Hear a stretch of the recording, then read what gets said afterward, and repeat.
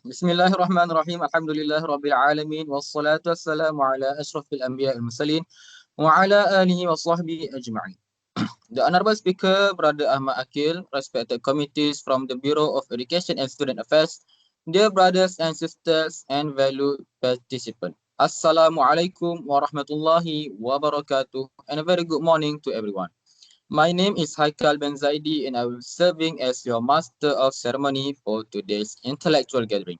Welcome to the morning session of the Daurah Intensive Fiqh and Halal Management, dear brothers and sisters, to seek blessing, guidance, and barakah from Allah Subhanahu wa Taala. It is my privilege to invite Brother Ilham Sirki to lead the recitation of dua. With all due respect, the floor is yours. أعوذ بالله من الشيطان الرجيم بسم الله الرحمن الرحيم الحمد لله رب العالمين والصلاة والسلام على رسول الأمين وعلى آله وصحبه أجمعين. In the name of Allah, the most gracious, the most merciful. All praise is due to Allah, the Lord of the worlds, with some blessing and peace upon our beloved Prophet Muhammad sallallahu alaihi wasallam, his family, his companions, and those who follow his guidance until the day of judgment. O Allah, we gather here today for a program named Dawah Intensive to seek knowledge from your book and the sunnah of your messengers. Grant us sincerity in our intention, wisdom in our understanding, and steadfastness in practicing what we learn. Make this gathering a source of guidance, mercy, and barakah for us all. اللهم إنا نسألك علما نافعا ورزقا طيبا وعملا متقبلا. Oh Allah, we ask you for beneficial knowledge, good provision, and accepted deeds.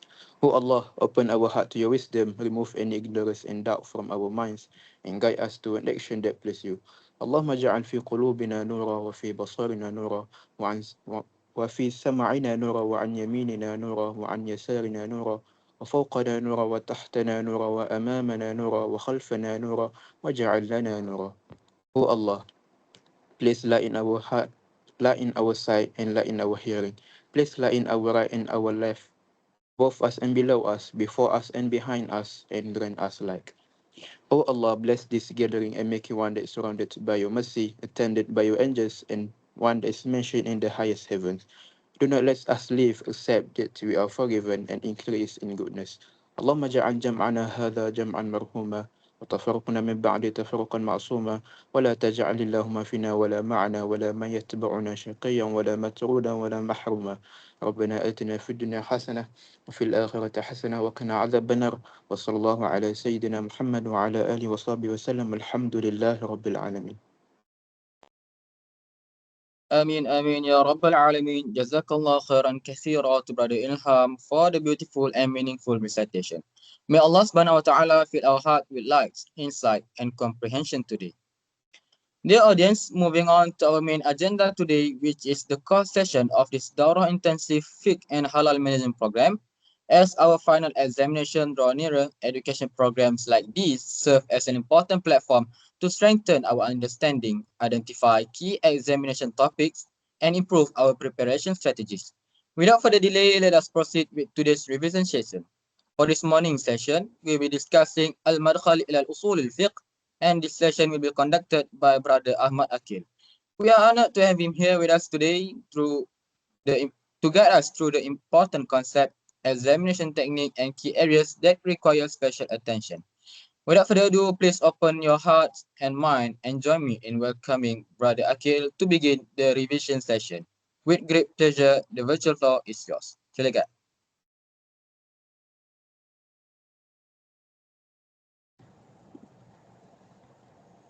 Thank you very much, Brother Haikal, for your welcome.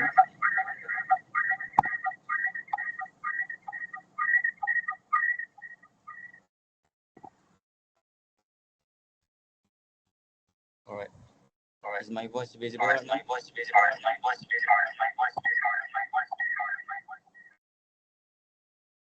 Gema, Gil. Sekejap.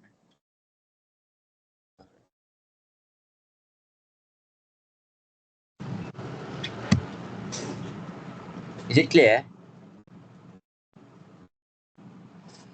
Alright. So Bismillahirrahmanirrahim. Alhamdulillahirabbil alamin wassalatu wassalamu ala asyrafil anbiya'i wal mursalin wa ala alihi wa sahbihi ajma'in.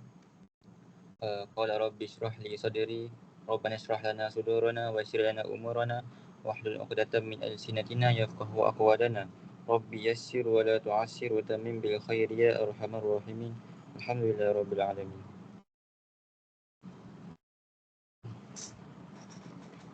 So we're sharing my screen.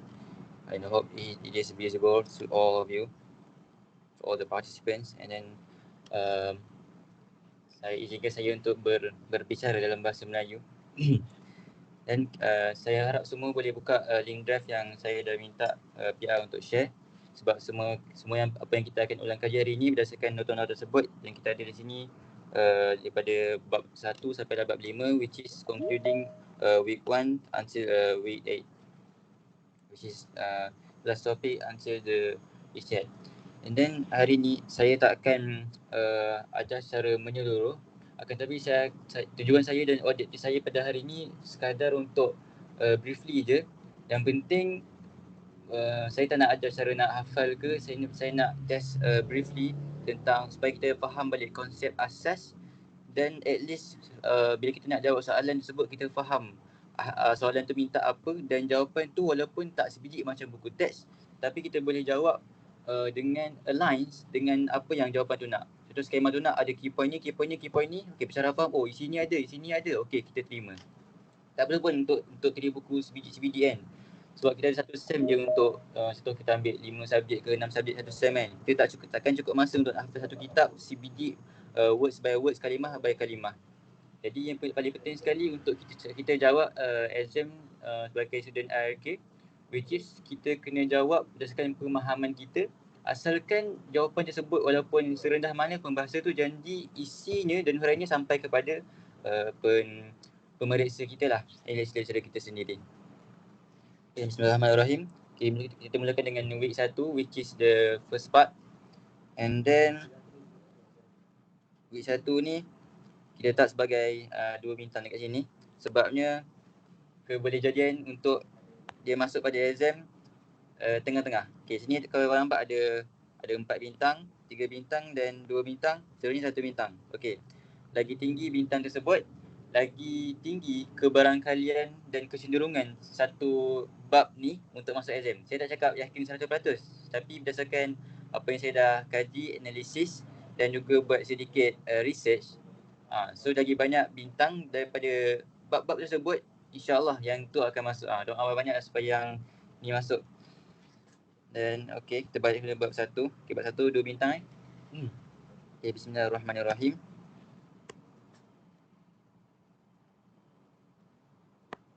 Sebelum apa-apa ilmu yang kita belajar, first kali kalau kata ulama, kita perlu bermula dengan takrif ilmu itu sendiri sebelum kita belajar apa yang akan dibelajar dalam isinya.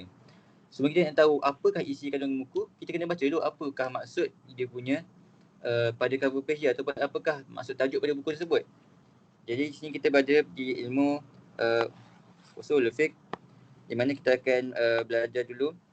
Okay, usul fiqh terbahagi kepada 2 bahagian maksud. Yang pertama maksud dari segi perkataan bahagi 2, usul adalah satu maksud dan fiqh satu maksud.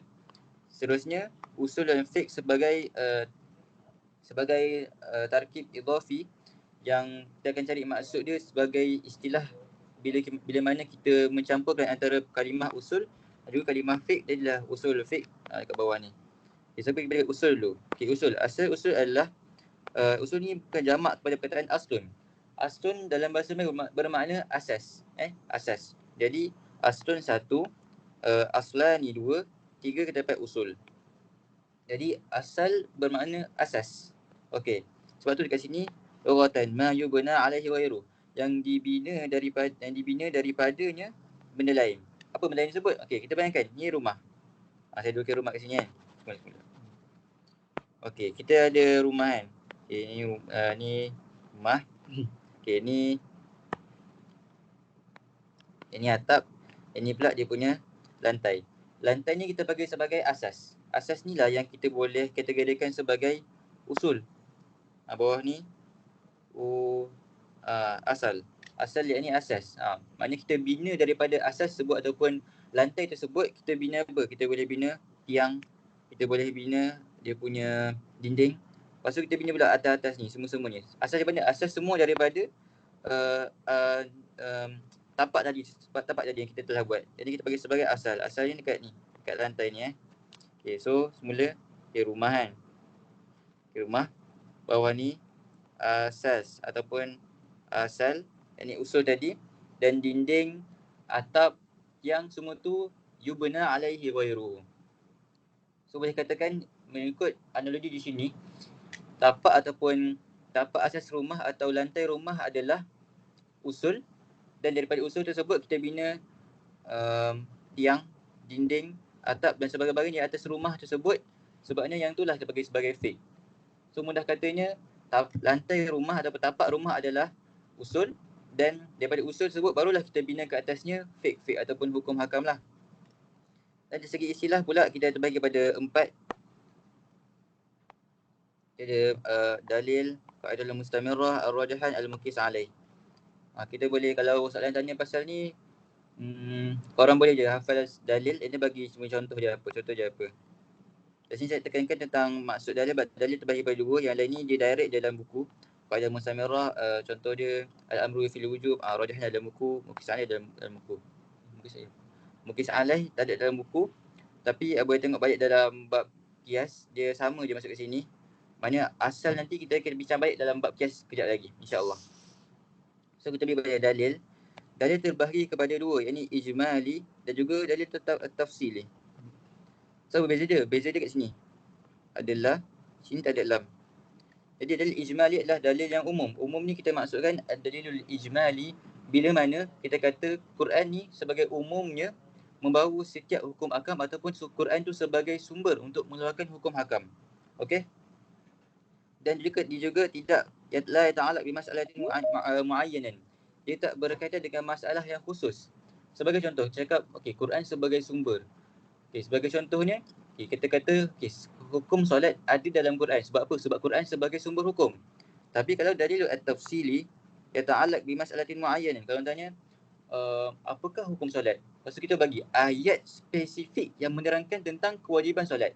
Ini kita bagi sebagai dalil at-tafsili. Ini dalil tafsili. Contoh dalil tafsili wujubil hajj wa atimmul hajj wal umrata lillah. Ayat wa atimmul hajj wal umrata lillah ini adalah ayat spesifik yang menunjukkan di mana haji itu wajib, kan? Jadi ini kita bagi sebagai dalil tafsili. Tapi kalau Quran secara menyeluruh kita bagi sebagai dalil ijmali. Iaitu keseluruhan dalam Al-Quran tu ada cakap pasal haji, ada cakap pasal puasa, ada cakap pasal solat. Tapi kalau ayat spesifik dalil tafsili, dalil yang terperinci, ayat sendiri itu menyatakan bahawa solat wajib. Wa aqimus solat, solat itu wajib. Inna solata kanat 'alal mu'minina kitaban mawquta. Ayat ini memerintahkan bahawa ayat ini adalah dalil tafsili, memerintahkan kita untuk solat pada waktunya. Okey? Itu beza tafsili dan ijmali. Quran ataupun as-sunnah sebagai sumber menyeluruh untuk hukum hakam. Tapi kalau dalil tafsili, apakah ayat yang spesifik ataupun matan hadis yang detail spesifik tentang satu hukum tersebut. Okey? Ijmali umum. Ijmali nak ingat dia sunnah. Ijmali ada kata mim kan? Ijmali mim umum. Kalau tafsili tafsilnya detail lah, terperinci. Seterusnya usul kita done. Titik. Seterusnya kalimah fiqh pula. Fiqh dari sudut bahasa adalah al-faham. Apakah beza antara al-ilm wal fiqh? Ilmun tahu, fiqh faham. Jadi kalau alim tu saya tahu, sekadar tahulah. Contohnya tahu tak pasal solat? Tahu, mungkin dia surface saja ataupun dia tahu solat tu wajib tu saja. Tapi kalau cakap hal fahimta bi fiqh solah ataupun hal faqih ta bi solah, adakah betul-betul faham tentang solat? Maknanya kalau dia cakap na'am ana faqih tu, bermakna dia betul-betul faham akan solat dari segi apakah dalil dia, cara nak solat macam mana, bila nak solat, siapa yang wajib solat, apakah syarat solat. Ini beza antara fiqh dan ilm. Ilm sekadar tahu, yang ini surface saja ataupun basic saja, tapi kalau fiqh betul-betul faham. Itu lawatan. Dari segi istilah pula, Ibnu Manzur kata, dari segi bahasa, Ibnu Manzur kata al-fiqhu al-'ilmu bisyai' wal fahmu lahu. Macam saya kata tadi, fiqh bermaksud tahu tentang itu dan faham, betul-betul faham. Bukan sekadar tahu dan juga tapi faham secara mendalam apakah istilah di sebalik sesuatu perkara tersebut. So dalam Quran kalau diminta bagi contoh, kalau bagi je sini, bagi Yafqahu Qawli cukup dah. Bagi asalkan ada yafqahu ni, dah boleh dah cukup sebagai satu dalil lah. Maksudnya ni daripada hadis, man yuridillahu bi khairan yufaqihu fid din. Okey, lagi satu kalau korang ingat di dalam Al-Quran, qalu ya syu'aibu ma nafqahu katsiran mimma taqulu inna naraka fi dha'ifa. Tapi itu panjang sikit. Sebab tu dalam contoh yang kita orang bagi yafqahu qawli ni dan yufaqihu fid din. Dah cukup dah sebagai contoh. So, istilahan apakah maksud fiqh? Segi istilahan di sini, al-ilmu bil ahkam syar'iyyatil amaliyyatil mustanbitati min adillatiha tafsiliyah. Ilmu tentang hukum-hukum syarak amali yang dikeluarkan daripada dalil yang terperinci. Ataupun nak mudah kata, kalau korang contoh, kalau korang tak ingat sangat benda ni dalam exam, korang boleh ambil key point je. Ilmu tentang hukum syarak amali daripada dalil terperinci. Yang penting ada ilmu hukum-hukum syarak amali. Yang ni paling penting, yang ni. Bawah ni sebagai bonus sahaja. So nak senang ingat, okey, apa maksud fiqh dari segi bahasa, faham. Tapi dari segi istilah pula, ilmu tentang hukum-hukum syarak amali yang dikeluarkan daripada dalil. Itu yang untuk senang faham. Jadi kalimah usul fiqh pula, kita dah dan kalimah usul, kalimah fiqh. Seterusnya apabila kita campurkan kedua-dua perkataan ni, kita akan dapat, nak mudah kita tengok yang di bawah ni. Kita dah ada conclusion dah. Okey, sekarang kita tengok fiqh di sini. Usul fiqh di sini. Okay, kalau soalannya, mal farqu baina usul fiqhi wal fiqhi? Apa beza usul fiqh dengan fiqh? Macam saya cakap tadi, fiqh adalah ilmu tentang hukum syarak amali daripada dalil. Senang cerita, fiqh ilmu tentang hukum syarak bersifat amali, yang ni ibadah lah ataupun muamalah. Tapi kalau usul fiqh, nampak ni dia punya key point. Al-ilmu bimajmu'atin min al-qawa'id al-usuliyyati allati yasta'inu biha al-mujtahidu fi istinbat al-hukm al-fiqhi. Ilmu, satu kumpulan ilmu daripada kaedah-kaedah usul yang allati yasta'inu ataupun yasta'milu, sama, yang digunakan oleh mujtahid untuk mengeluarkan hukum fiqh. Ataupun nak ringkas lagi, ilmu tentang ilmu kaedah usul yang digunakan oleh mujtahid untuk faham hukum fiqh, untuk mengeluarkan hukum fiqh. Korang tak boleh hafal bulat-bulat, janji bila korang faham betul-betul maksud istilah dia, korang boleh olah ayat tu ikut diri sendiri. Ikutlah korang nak buat al-ulum, boleh al-ulum minal qawa'id usulillah, yastakhriju ataupun yastakhribu bihal mujtahid. Dah boleh dapat markah. Okay, nak bayar leh usul fiqh dengan fiqh. Fiqh ilmu tentang hukum syarak amali, tapi usul fiqh ilmu tentang kaedah usul yang digunakan oleh mujtahid. Okey. So beza lagi dekat sini, kita ada usul fiqh digunakan oleh mujtahid. Manakala kalau fiqh sahaja dikaitkan dengan semua mukallaf. Yang ni yang baligh berakal Islam. Okay, seterusnya, apakah hukum kita mempelajari usul fiqh? Kita bagi pada dua. Yang pertama, kita ada fardu ain, yang kedua fardu kifayah. Fardu ain adalah wajib ke atas insan tersebut sendiri. Okay, tapi siapa yang wajib tu? Wasalal insanu darajatul ijtihad. Apabila seorang manusia itu mencapai tahap ijtihad ataupun dia mempunyai keahlian ataupun dia mampu untuk berijtihad, jadi wajib ke atas dia fardu ain untuk belajar ilmu usul fiqh. Akan tapi fardu kifayah lil muslimin ammah. Maknanya pada satu tempat tersebut adalah wajib at least seorang satu tempat untuk alim dan belajar tentang usul fiqh. Maknanya paling kurang ada seorang mujtahid dalam satu tempat supaya jatuhlah hukum ataupun gugur dosa kepada semua orang dalam tempat tersebut. Senang cerita, dalam satu kampung dia kira fardu kifayah untuk belajar usul fiqh. So kalau tak ada orang pun yang belajar usul fiqh, maka semuanya akan jatuh dosa. Tapi kalau ada seorang dia yang belajar tentang usul fiqh, cukup untuk menggugurkan dosa tersebut kepada semua orang dalam kampung tersebut. Dan seterusnya kita bagi kepada mabahith usul fiqh. Prinsip-prinsip ataupun apakah yang kita akan belajar dalam kitab ini, Madkhal ila usul fiqh. First sekali, al-adillah syar'iyah, ini bab yang kedua. Dalil-dalil syarak yang kita keluarkan hukum daripada tersebut. Dalilnya apa? Kita ada dua bahagian. Yang pertama, adillah muttafaqun 'alaiha wal adillatul mukhtalafu fiha. Dalil yang disepakati dan dalil yang tak disepakati. Disepakati ni maksudnya jumhur ulama mazhab Syafi'i, Hambali, Hanafi, Maliki bersepakat bahawa Al-Quran, As-Sunnah, Ijma' dan Qiyas merupakan dalil yang legit dan sah untuk kita keluarkan hukum pada empat-empat mazhab. Akan tadi mukhtalafu fiha, dalil-dalil di sini ada ulama ba'duhum qala na'am hada sahih, ba'duhum qala la ana radadtu fi hada dalil, seperti istihsan, masalih mursalah, sadul zara'i, uruf. Yang add on selain pada empat Al-Quran, As-Sunnah, Qiyas, Ijma' ni, selain daripada yang empat ni, ada ulama terima, ada yang tak.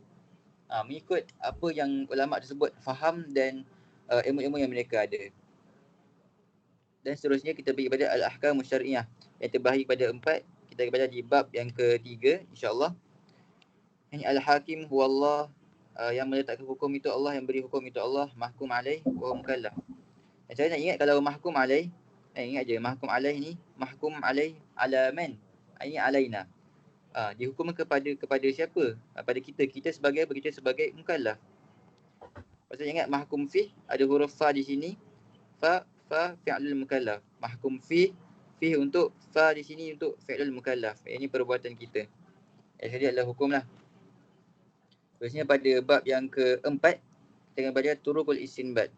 Macam mana ulama mengeluarkan daripada ayat, ulama tu faham untuk keluarkan hukum daripada ayat tersebut. Contoh kalau orang cakap wa aqimus solah, macam mana nak faham ni wajib ke, ni sunnah ke, ni ke harus?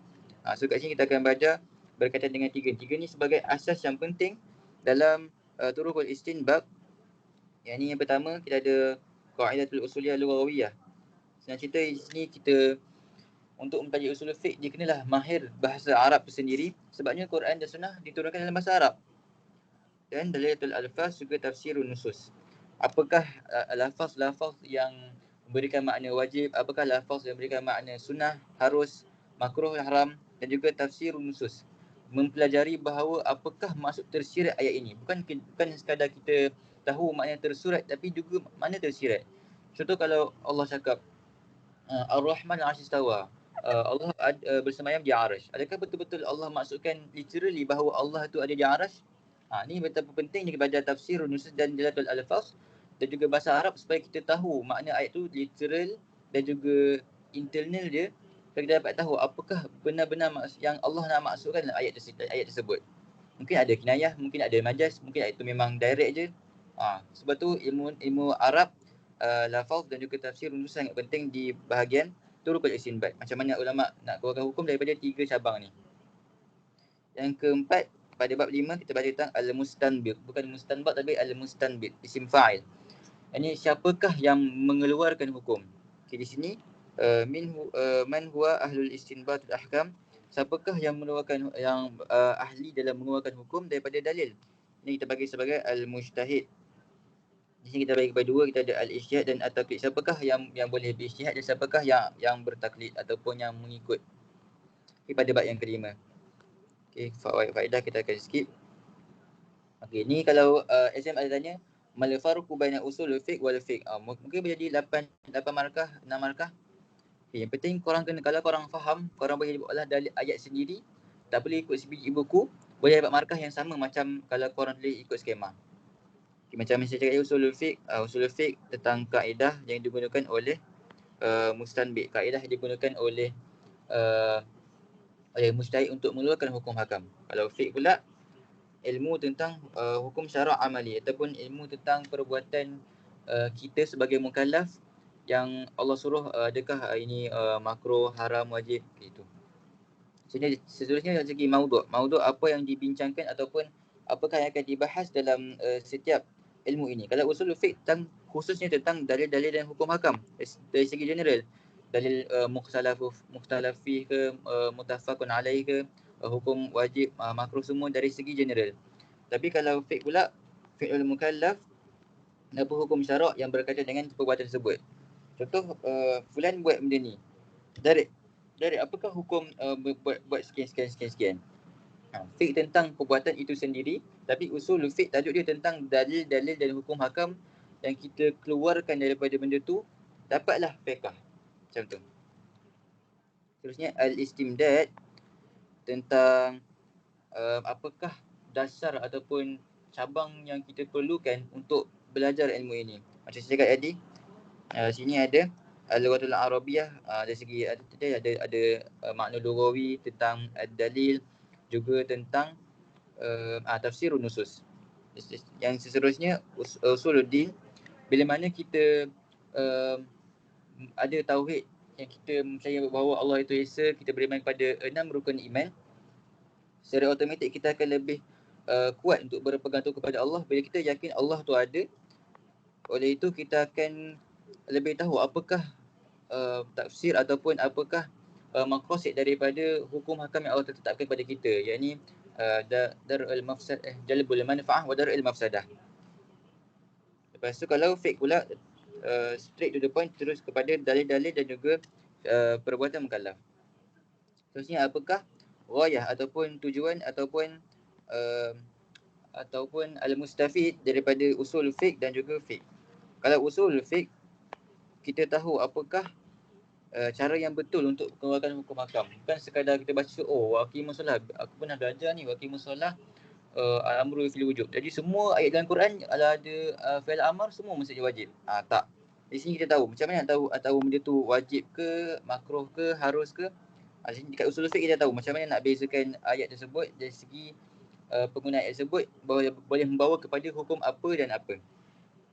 Kalau fiqh terus kepada kita punya tatbiqul ahkam, ataupun kita terus mengaplikasi daripada dalil tersebut, terus buat. Kalau dekat usul fiqh, kaedah yang betul, sini kita terus kita aplikasikan fiqh tersebut. Okey. Alhamdulillah, week 1 kita habis. Sama terus kepada week yang kedua.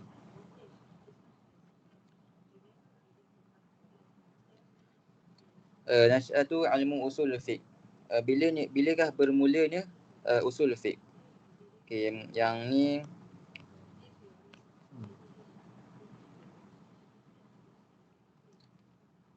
saya rasa boleh baca sendiri juga bahagian sejarah ilmu usul fiqh ni.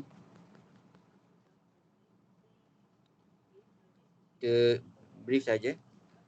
Okay, first kali pada zaman Rasulullah SAW, Rasulullah datang sebagai pembawa syariat Nabi Abihim. Abihim merujuk kepada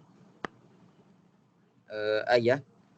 Ayah ni bukanlah ayah kepada kaum Quraisy zaman di Mekah, tapi merujuk kepada nenek moyang mereka, yakni Nabi Ibrahim dan Ismail yang diutuskan awal sebelum Nabi Muhammad SAW. Ini Nabi Muhammad bawa syariah yang satu, seperti mana Nabi Ibrahim dan Ismail, yang ini membawa kepada akidah dan tauhid untuk mengesahkan Allah. Arab jahiliah pada zaman ini adalah ummah ummiyah. Ummiyah di mana mereka ni tak membaca dan tak menulis. Oleh itu, mereka lebih suka untuk menghafal, sebab itulah mereka ada quwwatuz zakirah. Sebab mereka tak tulis, mereka tak boleh membaca, tak boleh tulis, jadi mereka prefer untuk semua tu secara menghafal ataupun di lisan lah. Lepas tu laisa ladaihim tasyyi'u. Diorang ni hidup secara kucar kacir dan huru-hara disebabkan mereka tak ada peraturan yang ditulis ataupun diorang tak ada written law, which is diorang hidup ni ikut nafsu semata-mata, dan diorang tak ada perundangan itu ini, perundangan Islam ke apa lagi, tak ada. Diorang hidup ikut apa yang diorang nak je. Sebab itulah berlaku banyak kezaliman dan juga banyak maksiyah, lagi-lagi mensyirikkan Allah pada zaman tersebut. Seterusnya pengutusan Rasulullah SAW. Ahad Rasul bermula daripada umur Nabi 40. Pada zaman ini la yakun haja ila usul wal qawaid. Zaman ini zaman Nabi, diorang tak perlukan kepada ilmu usul fiqh dan kaedah-kaedahnya. Diorang tak belajar kaedah. Nabi tak kata okey ni al-amru fil wujub jadi wajib. Tak. Nabi sebagai penyampai wahyu, Nabi ada kaedah usul fiqh, cuma tak dibukukan lagi je pada zaman ini. So apa-apa yang perlukan usul fiqh, dia bukan dari segi kaedah, tapi Nabi sendirilah sebagai pengeluar hukum hakam. Caranya macam mana? Caranya, first kalau ada satu permasalahan, first Al-Quran sendiri akan jadi mubayyinan li hukmi. Al-Quran sendiri akan menjelaskan hukumnya. Tapi kalau Al-Quran tak turun, Nabi sendiri akan berijtihad ataupun mengambil ijtihad daripada para sahabat. Tapi kalau Nabi ijtihad tu tak turun Quran sebagai Allah membetulkan litashihi sunnat Nabi atau litashihil kalam minan Nabi, maka sunnah tersebut akan legit jadilah sunnah dan boleh dijadikan sebagai syariat. Tapi kalau Nabi berijtihad dan ijtihad Nabi salah, Allah turunkan kadang-kadang Allah akan turunkan Quran sebagai untuk betulkanlah apa yang Nabi buat tu.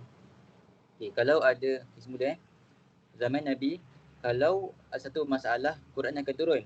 Tapi kalau Quran tak turun, Nabi akan berijtihad. Kalau ijtihad Nabi tu betul, maka dijadikan sunnah. Kalau salah, maka ayat Quran akan turun untuk membetulkan apa yang Nabi salah tersebut. Jadi sini ada wahyu asasuhu fi tashri', yakni dan qasimu ila thalathah wal Quran was sunnatu wal ijtihad. Maka first akan Allah turunkan ayat Quran, lepas tu Nabi akan berijtihad kalau betul ada di sunnah. Tapi lepas tu kalau ijtihad Nabi salah, Al-Quran akan turun untuk membetulkan Nabi. Seterusnya pada zaman sahabat pula. Zaman sahabat pun tak ada lagi kaedah khas usul fiqh ni. Cuma usul fiqh ni telah diaplikasikan dalam sahabat itu sendiri. Sebab apa? Kita tengok manhaj diorang. Manhaj diorang dia ada Quran, sunnah, ijma', ra'yu dan qiyas. Okey. So macam mana diorang boleh ada kaedah diorang boleh amalkan prinsip usul fiqh walaupun dia tak ada kaedah? First diorang ni bil lughatil arabiyyah. Diorang ni sangat-sangatlah mahir sebab bahasa Arab ni adalah bahasa bangsa mereka sendiri, dan seterusnya mereka faham lafaz-lafaz wahyu. Sebab apa? Sebab mereka tahu asbab nuzul ayat Quran dan juga asbab urut setiap hadis tu. Jadi bila mereka dah banyak pengalaman, mereka sendiri faham kepada bahasa Arab tu sendiri, mereka punya kefahaman yang sangat mendalam, mereka berdamping dengan Nabi. So tak pelik lah bila mana mereka boleh mengaplikasikan usul fiqh tu tanpa kaedah. Sebab mereka dah sangat-sangat mahir tentang agama itu sendiri, juga bahasa itu sendiri. Sebabnya wahyu turun pada mereka. Ni pada zaman selepas Nabi wafat lah. Bermula pada wafatnya Sayyidina Abu Bakar radhiyallahu anhu, dan lastnya pada zaman Muawiyah pada zaman 41 Hijrah. Seterusnya Ahlul Tabi'in. Zaman tabi'in pula manhaj dia ada 4: Al-Quran, Sunnah, ijtihad sahabah dan ijtihad ra'yim. Dan kenapa pada zaman ni memerlukan banyak juga memerlukan kepada memerlukan hukum hakam baharu, banyak memerlukan mustanbitul ahkam, kerana banyak berlakunya perkara-perkara baharu sebab mereka ni. First faktornya mereka memperluaskan lagi Islam tu. Jadinya banyak negara yang mereka masuk mesti ada peristiwa baru dengan adat baru, budaya baru. Jadi banyaklah permasalahan baru mengikut ataupun dipengaruhi oleh apakah budaya yang dibawa oleh masyarakat tersebut. Masyarakat Arab lain kan. Jadi hukum dia macam ni. Masyarakat di sini pula di Farsi lain. Hukum dia macam ni. Dan juga dukhul ghairul muslimin min ghairil Arab ila Islam.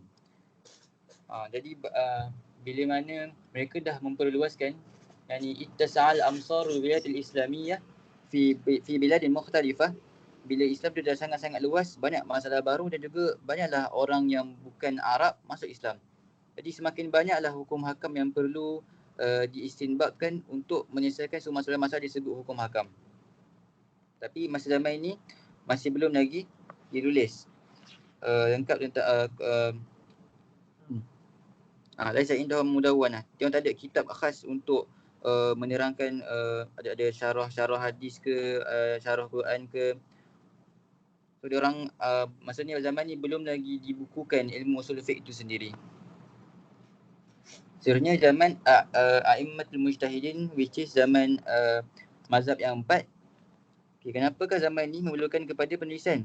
Yang pertama, dha'ful lisan al-arabi. Seperti mana yang berkaitan dengan zaman tadi, zaman tabi'in. Tapi itu dah start dah orang yang bukan Arab masuk Islam. Jadi masa kat sini dah bila dah Islam tu makin luas, maka lagi banyak dah bercampur orang Arab dengan orang Ajam. Ajam ni orang yang bukan Arab. Jadi makin lemahlah pemahaman orang Islam pada zaman tu terhadap bahasa Arab tu sendiri. Jadi mereka memerlukan kepada penulisan ilmu usul fiqh untuk lebih faham, sebabnya mereka tak ada basic dan bahasa Arab mereka lemah. Masa tu juga ada banyak madaris fiqhiyah, tapi yang ni dua yang paling famous, yakni Al-Hadis di Hijaz dan Madinah dan Al-Ra'i di Iraq. Seterusnya kasratul hawadits al-jadidah.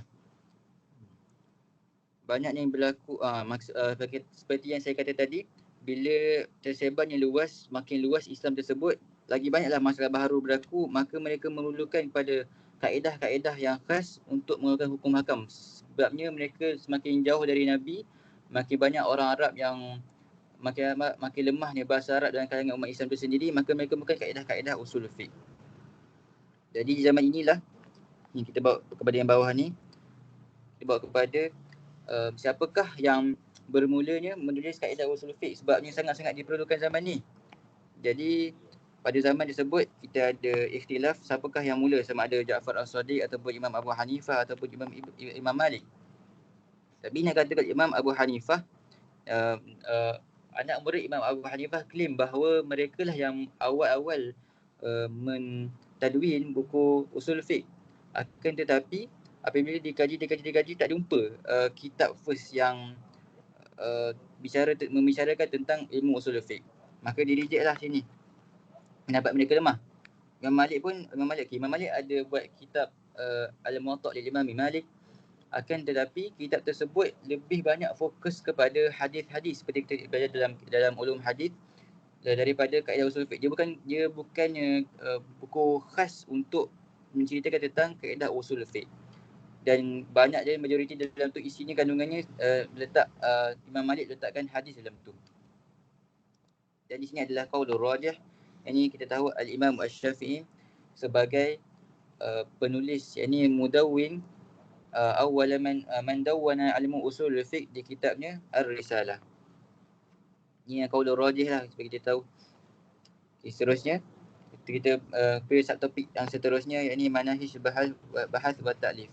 Apakah kaedah-kaedah ulama pada zaman dulu, masa zaman A'immatul Mujtahidin untuk buat kaedah usul fiqh itu sendiri. Terbahagi pada dua, manhajul ra'isiyah dan al-manahijul far'iyah. Di manhajul ra'isiyah, al-turuq allati ittaba'aha ma'zam, yani al-usuliyin. So manhaj ra'isiyah ni, majoriti ulama pakai yang ni rather than pakai manhaj al-far'iyah. Jadi mana sikit je yang orang yang pakai, macam tak apa famous lah. Yang famous yang manhaj al-ra'isiyah ni. Kita discuss manhaj al-ra'isiyah. Yang first kita ada Asy-Syafi'iyah ataupun bagi sebagai jumhur ataupun al-mutakallimin ataupun al-usuliyin. Ini semua nama yang sama saja. Cuma membawa kepada istilah yang sama, cuma nama saja berbeza. So sebenarnya ciri-ciri mereka ni, mereka apakah cara Asy-Syafi'iyah ataupun al-jumhur ataupun al-mutakallimin ataupun al-usuliyin dalam mengeluarkan hukum hakam. So ciri-ciri dia punya metod ni adalah dia orang akan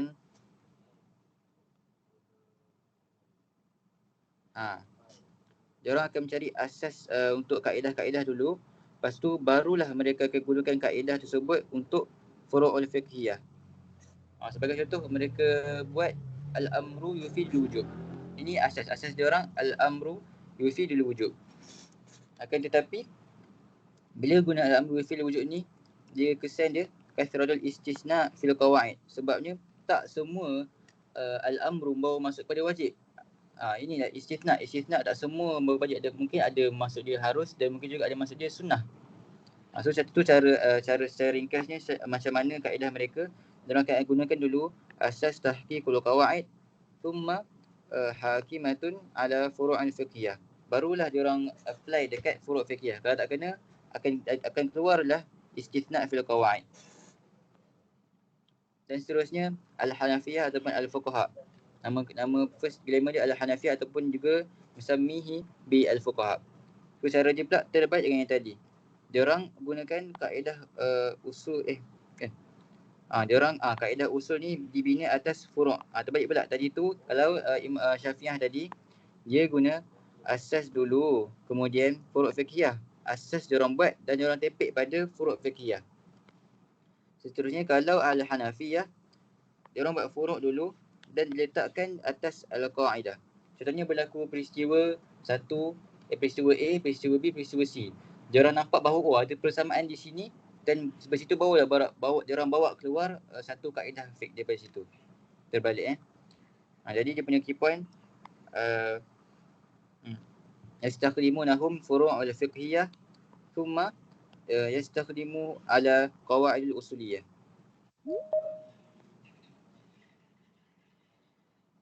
Okey. Jadi yang manhaj yang ketiga untuk ar-Ra'isiyah ni kita ada al-mutaakhirun. Mutaakhirun ni dia guna wasatah baina tariqataini. Antara mazhab Syafi'iyah dan Hanafiyah tadi dia orang ambil langkah pertengahan di mana mereka menggunakan kaedah usuliyah dan juga ambil juga dalil-dalil ataupun barahin petunjuk untuk membantu mereka mendapatkan hasil yang lebih gitulah, maknanya untuk kurangkan istithna pada Asy-Syafi'iyah tadi di sini, dan juga sebagai langkah yang lebih tepat bila kita guna dua-dua ni supaya tak banyak berat sebelah. Ataupun saya cerita al-mutaakhirun ni dia menggabungkan kedua-dua metod Asy-Syafi'iyah dan juga Al-Hanafiyah untuk mendapatkan kaedah yang lebih jitu dan lebih sesuai berdasarkan peristiwa yang jadi. Dan biasanya al-mutaakhirun ni adalah ada pada zaman A'immatul Mujtahidin itu sendiri. Untuk bezakan dengan al-mu'asirun yang kita akan bincang sebentar kejap lagi. Okey. Dan sekarang kita berbeza al-manhaj al-far'iyah. Ini jalan yang tak apa famous daripada manhaj ar-Ra'isiyah. Ra'isiyah ni majoriti ulama pakai. Tapi manhaj al-far'iyah dia tak apa famous macam yang tadi. Okey.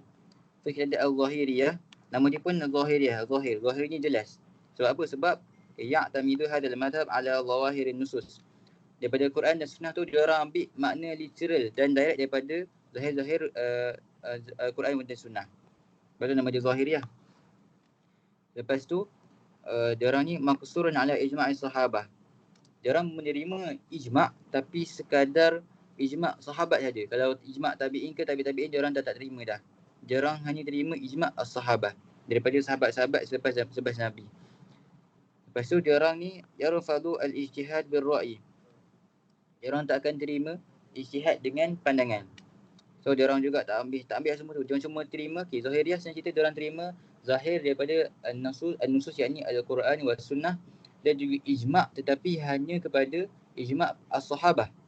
Dan mereka tak ambil lah qiyas ke istihsan, sada zara' masalah al-ma'ruf, semua dia orang tak ambil. Tu manhaj al-Zahiriyah lah yang dah mundarithah. Terusnya manhaj Asy-Syatibiyah. Asy-Syatibiyah ni manhaj dia pula dia fokus kepada ni, bayan aswarut tasyri' wa maqasidus syari'. Cara mereka untuk buat kaedah usul fiqh, dia orang fokus kepada apakah hikmah pensyariatan sekian-sekian hukum, dan dia orang cari kepada maqasid asy-syari', apakah tujuan yang Allah nak daripada hukum-hukum tersebut. Seperti apa? Masalah maqasid adalah tahqiqul masalih wa dar'ul mafasid. Ini fokus kepada apa yang memberi kita manfaat dan apa yang menjauhkan kita daripada kemudaratan. So cerita poin kat sini Syatibiyah, aswarut tasyri' wa maqasidus syari'. Sebagai metod mereka untuk mendapatkan kaedah usul fiqh. Seterusnya al-mu'asirun. Al-mu'asirun dia jam'ul muallifun al-muhaddithun ma katabu al-mutaqaddimun fi hadhil 'ilm. Ini pada zaman sekarang lah al-mu'asirun. Mu'asirun makna al-asir. Ini ataupun mufrad dia al-hadith zaman sekarang. Ini jam'ul muallifun muhaddithun ma katabu al-mutaqaddimun. Dia orang mencampurkan antara semua daripada kita sebut-sebut tadi, dia campur semua. A'lamul masail mazkurah, tariqatul jumhur, Hanafiyah, mutaakhirah wa dhahirah wa Syatibiyah. So yang ni yang paling jitu disebabkan dia orang campur antara Syafi'iyah, Hanafiyah, Syatibiyah, Zahiriyah, semua tu dia orang campurkan untuk memudahkan umat Islam pada zaman sekarang mendapatkan kaedah yang lebih mudah, yang kurangnya istisna dan lebih terpakai untuk setiap hukum hakam. Dan mereka fokus kepada kitab-kitab yang dibuat tu adalah untuk dengan kemudahan visual tulis uslub dengan gaya bahasa yang mudah difahami kan. Dia orang tak guna bahasa yang terlalu tinggi sebabnya dah satu dunia dah ramai manusia dekat satu dunia untuk memudahkan talibul ilm, memudahkan para mujtahid, memudahkan orang untuk belajar bahasa Arab itu sendiri. Dan juga mereka menggunakan tartib wa tabwib. Mereka menyusun buku-buku kaedah mereka sendiri dengan gaya bahasa yang mudah. Seterusnya menyusun ikut tertib dan untuk lebih mudah difahami ikut bab-bab yang tertentu. Ini habis. Okey, kita dah week 2.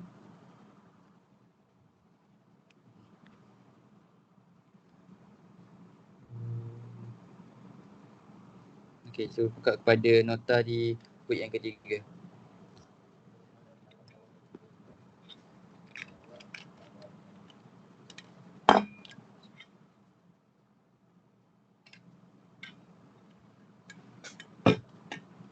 Seterusnya al-ahkam syar'iyyah.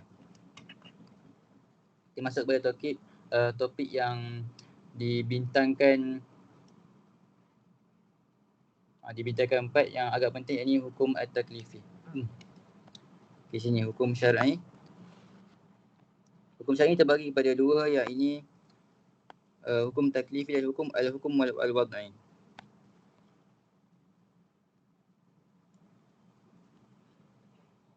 Hukum taklifi dekat sini. Apakah maksud hukum taklifi? Taklifatullah lil ibad fihi ma'al kulfah wal masyaqqah wa thiqal. Apa yang Allah nak cerita, maksud dia apa yang Allah bertanggungjawabkan dekat hamba-hambanya yang bawa makna al-kulfah ataupun masyaqqah ataupun al-thiqal. Yang ni membawa benda yang berat ataupun benda yang susah. Susah kita senang cerita, dia susah untuk kita ikut semua hukum hakam Allah ni sebabnya kita ada nafsu. Dan kita juga sebagai hamba kena juga ikut sebab hamba kenalah menurut tuannya. Sebab tak semua yang Allah suruh tu mudah. Macam senang cerita dekat solat. Solat tu memanglah mudah as kita tengok, okey 5 minit kan. Tapi kalau ikut nafsu, kalau kita tak ikut apa yang Allah suruh, kita akan kalau Allah tak wajibkan solat ni, kita tak buat lah. Bila kita tak buat, sebab kita apa? Kita rasa benda ni susah, kita rasa benda ni macam buang masa, kita rasa benda ni macam tak ada faedah. Itulah maksud dia masyaqqah. Maksudnya setiap apa yang Allah suruh kita buat, akan ada padanya tu kesusahan sebab kita ada nafsu yang ingin menentang apa yang Allah telah hukumkan pada kita. So, saya lebih kepada al-wajib. Wajib maksudnya talaban jaziman. Tuntutan untuk melakukannya jazim, maknanya kita mesti buat. Dari segi bahasa, ma talaba syari' fi'luhu talaban jaziman. Apa yang Allah tuntut pada kita atau apa yang Allah minta dari kita buat dengan talaban jaziman. Allah minta buat ni secara mesti. Kita mesti buat benda ni. So hukum dia ambil je punya point saja. Apabila kita wa yusabu ala fi'li wa yu'aqib ala tarkihi. Dan bila kita buat dapat pahala, dan apabila kita tinggalkan maka dapatlah dosa.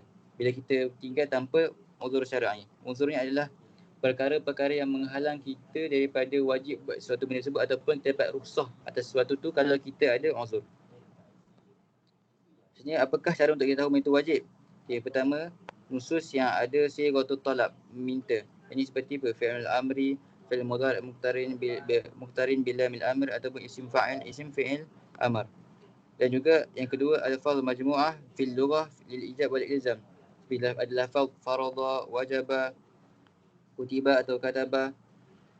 Dan juga nusus yang menetapkan bahawa untuk kita tinggalkan sesuatu tersebut. Dan wajib terbahagi kepada 4. Yang first kali, ta'in man yajibu alaihi. Pada siapakah perkara tersebut wajib? Kita ada al-mukallaf, yakni al-aini. Maknanya setiap orang wajib benda tersebut ataupun kita bagi sebagai fardu ain.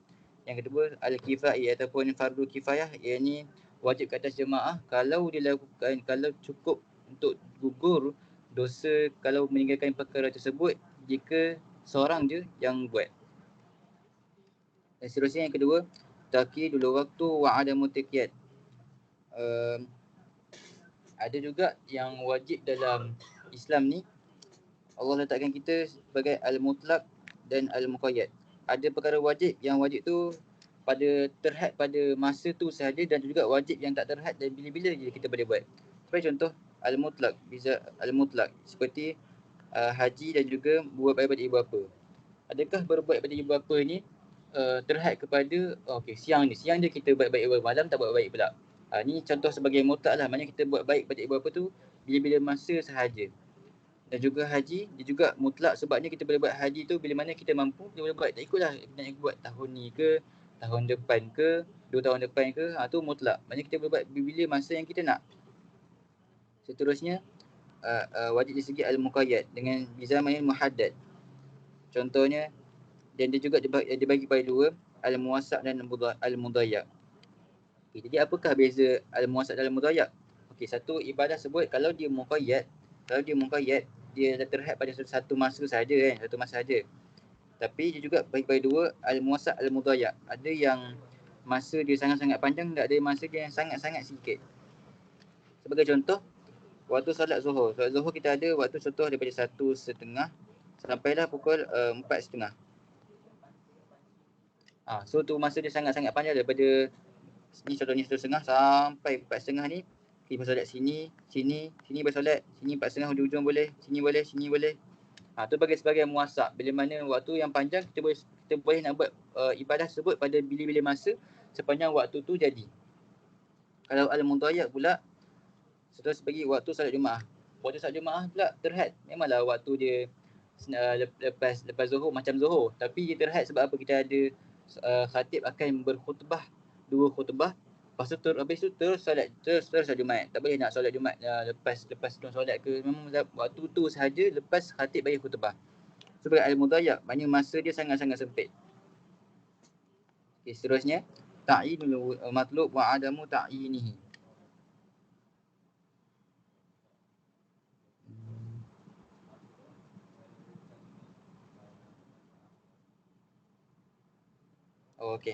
Di sini dari segi apa yang Allah hukumkan tersebut, ada yang kita tak boleh pilih, memang tu sahaja, dan ada yang kita boleh pilih. Contohnya, kalau kita yang tak boleh pilih al-muayyan, spesifik tu sahaja, ma'zamul wajibat minas solah. Sepertinya contohnya seperti banyak dalam solat, kalau Allah minta solat lah, tak boleh terpilih lain. Tapi kalau yang al-mukhayyar, kita boleh pilih untuk buat benda yang, untuk buat hukum tu, tapi juga Allah bagi pilihan untuk buat hukum lain. Sebagai contoh di sini, utukin raqabah. Saya tak ingat, tapi dalam Quran tersebut Allah bagi pilihan sama ada kita untuk memerdekakan hamba, atau bagi makan orang miskin, atau sekian. Dia ada, Allah bagi kita pilihan untuk buat ibadah lain sekiranya kita tak mampu. Kalau kita nak, kita boleh ambil yang tu, ataupun kita juga diberi pilihan untuk buat yang lain seperti beri makan orang miskin. Seterusnya tahdidul matlub wa adamu tahdidihi.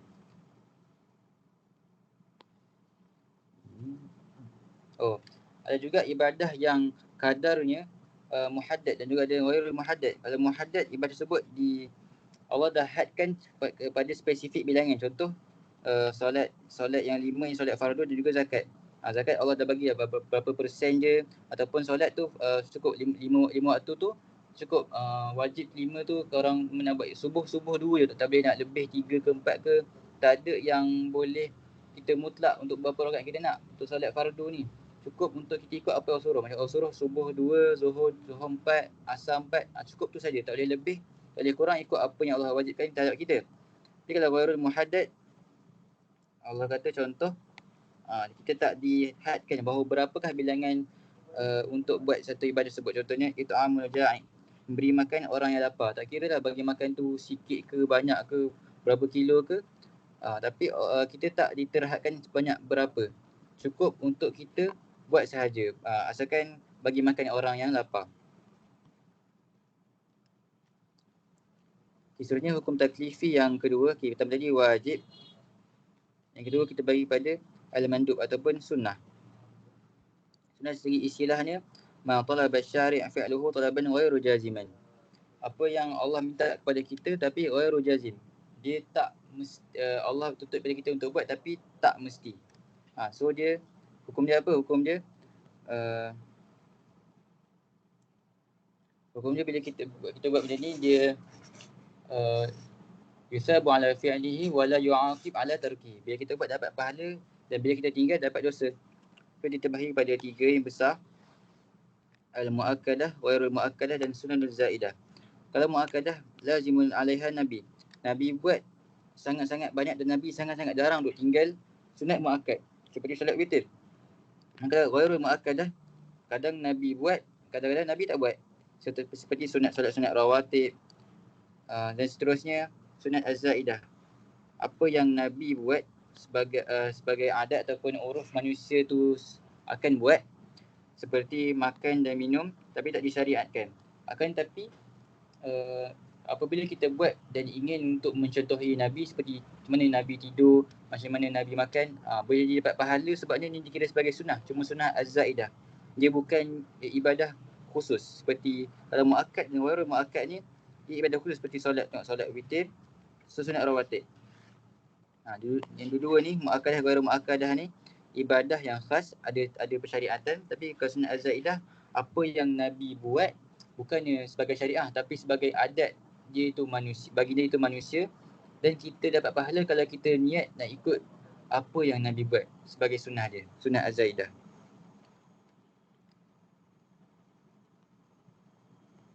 Dan seterusnya yang hukum taklifi yang ketiga adalah mahram ataupun haram. Istilahan ma talaba syari' taruku talaban jaziman. Apa yang Allah minta kepada kita untuk ditinggalkan secara mesti. Maka bila kita buat dapat dosa, dan bila kita tinggalkan dapat pahala. So mahram terbagi pada dua, yakni mahram li dzatihi dan mahram li ghairihi. Kalau mahram li dzatihi, dia haram sebab diri itu sendiri haram. Contohnya seperti memakai bangkai, berzina dan apa-apa maksiat yang direct memang tahu sebut dia nama tu, ini haram. Mencuri haram, membunuh haram. Tapi kalau al-muharram li ghairihi, dia benda tu asalnya harus. Contoh apa? Contoh ni, kita bagi contoh bawahnya. Al-bai'u yaumul jumu'ah waqtul adzan. Okey, hukum asal menjual apa? Menjual beli pada asalnya hukumnya harus. Sentiasa harus. Tapi disebabkan waqtul adzan, yang ni li ghairihi tu. Asalnya harus, tapi sebabkan ada faktor luaran, external faktor di sini menyebabkan membeli tersebut jadi haram. Seperti apa? Seperti membeli pada waktu azan hari Jumaat. Sebab apa? Sebab ayat asalnya wa halallahu al-bai', dan Allah menghalalkan setiap jual beli, tapi Allah mengharamkan jual beli yang berlaku pada waktu azan. Idza nudiya lis-salati min yaumil jum'ah fas'au ila dzikrillah wa dzarul bai'. Dan tinggalkanlah jual beli. Allah spesifikkan pada ayat ni, jual beli yang diharamkan hanyalah pada jual beli pada waktu azan hari Jumaat. Itu kalau jual beli sebut berubah hukumnya daripada harus kepada haram. Dan seterusnya al-makruh ma talaba syari' tarukuhu talaban ghairu jazim. Apa yang Allah syariatkan kepada kita untuk meninggalkan secara tidak mesti, ataupun bila kita buat kita tak dapat dosa, tapi bila kita tinggalkan dapat pahala. Dari segi Hanafiyah kita ada beza sikit. Hanafiyah kat sini je. Al-haram dan makruh tahrim, kalau dari segi al-jumhur sama dia dua haram. Tapi kalau makruh tanzih dia, barulah kita sama makruh dengan kita. Cuma beza di sini adalah dalil qat'i dan dalil al-dhanni. Kita nak terang panjang pasal ni, cuma nak ingatkan bahawa al-haram dan makruh tahrim, ingat mana makruh tahrim ke makruh tanzih yang makruh macam kita. So makruh macam kita tu tanzih, atau tanzih sama makruh dengan kita. Tapi kalau tahrim, ingatlah tahrim haram ada kedekaan. Kira haram tu haram, makruh tahrim juga haram. Macam tu. Seterusnya al-mubah. Al-mubah ma khayyara syari' mukallaf baina fi'lihi wa tarkihi. Apa yang Allah cakap kepada kita untuk kita boleh pilih. Nak buat boleh, tak buat pun boleh. Bila buat tak dapat dosa, bila kita buat juga tak dapat pahala. Seperti apa? Seperti benda yang uruf, seperti makan, minum, mandi. Okey, itu sahaja. Seterusnya ini pun kita bagi brief saja. Okey. Taklifi yang ke-6 dan 7 adalah azimah dan juga rukhsah. Okay, sebenarnya cerita azimah ni fi wajhin umum. Semua apa yang Allah perintahkan kepada kita tanpa uzur. Yang ni pada defaultnya kita bagi sebagai azimah. Contoh solat zuhur 4, solat asar 4. Tu azimah. Tapi kalau rukhsah bila mana kita ada uzur. Contohnya kita musafir ataupun kita sakit kan. Kita dirukhsahkan untuk keluar daripada azimah ataupun adat biasa kita tu dengan uzur tu, so kita boleh dapat rukhsah. So azimah solat zuhur dan asar 4 rakaat. Tapi kalau rukhsah bila ada uzur dan kita dirukhsahkan untuk boleh melakukan jamak antara dua solat tersebut. Dia punya key point dia. Syara'ahullah fi ahwalihim al-'adiyah. Apa yang Allah syariatkan kepada kita pada al-ahwal al-'adiyah ataupun kebiasaan hidup kita sehari-harian tanpa uzur, tanpa al-masyaqqah, tanpa yang tanpa kekurangan. Benda biasa kita buat setiap hari tanpa masyaqqah. Tapi kalau rukhsah ma syara'ahullah untuk takhfif, memudahkan, raf' al-haraj, menghilangkan kesusahan, bina'an ala al-a'dhar wal masyaqqah. So key point dia duduk Allah syariatkan kan. Okey. Cuma dekat azimah ahwal yang al-adiyah, hal kebiasaan kita dan juga istilahan apa yang ada uzur dan juga masyaqqah.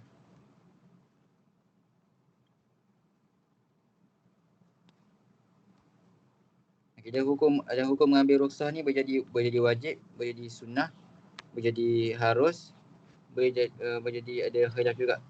Okey, dekat sini hukum yang wajib memakan daging daging bangkai ketika dalam keadaan yang darurat ataupun sangat-sangat lapar. Okey, pada asalnya pada azimah ni hukum kita makan adalah harus kan. Tapi bila mana berlakunya al-muttar ataupun darurat yang sangat-sangat, kita diwajibkan untuk makan sebab apa? Untuk istimrarul hayah. Untuk meneruskan hidup kita terpaksa wajib makan. Walaupun pada asalnya harus, tapi bila kita sangat-sangat lapar dan masa tu ada bangkai semata-mata, maka wajib untuk kita makan sekadar untuk meneruskan hidup. Seterusnya mandubah al-qasrun fi shalah. Buku ni dia sebut bahawa pada azimahnya, pada hal kebiasaannya kita akan solat 4 rakaat. Tapi bila kita bermusafir, Allah bagi rukhsah kita untuk mengqasarkan solat daripada 4 rakaat jadi 2. Jadi rukhsah qasar solat tersebut adalah sunnah. Maka kalau kita buat qasar jadi sunnah, dapat pahala. Kalau tak buat tak apa-apalah. Cuma digalakkan untuk melakukan qasar tersebut sebagai rukhsah untuk kita. Lepas tu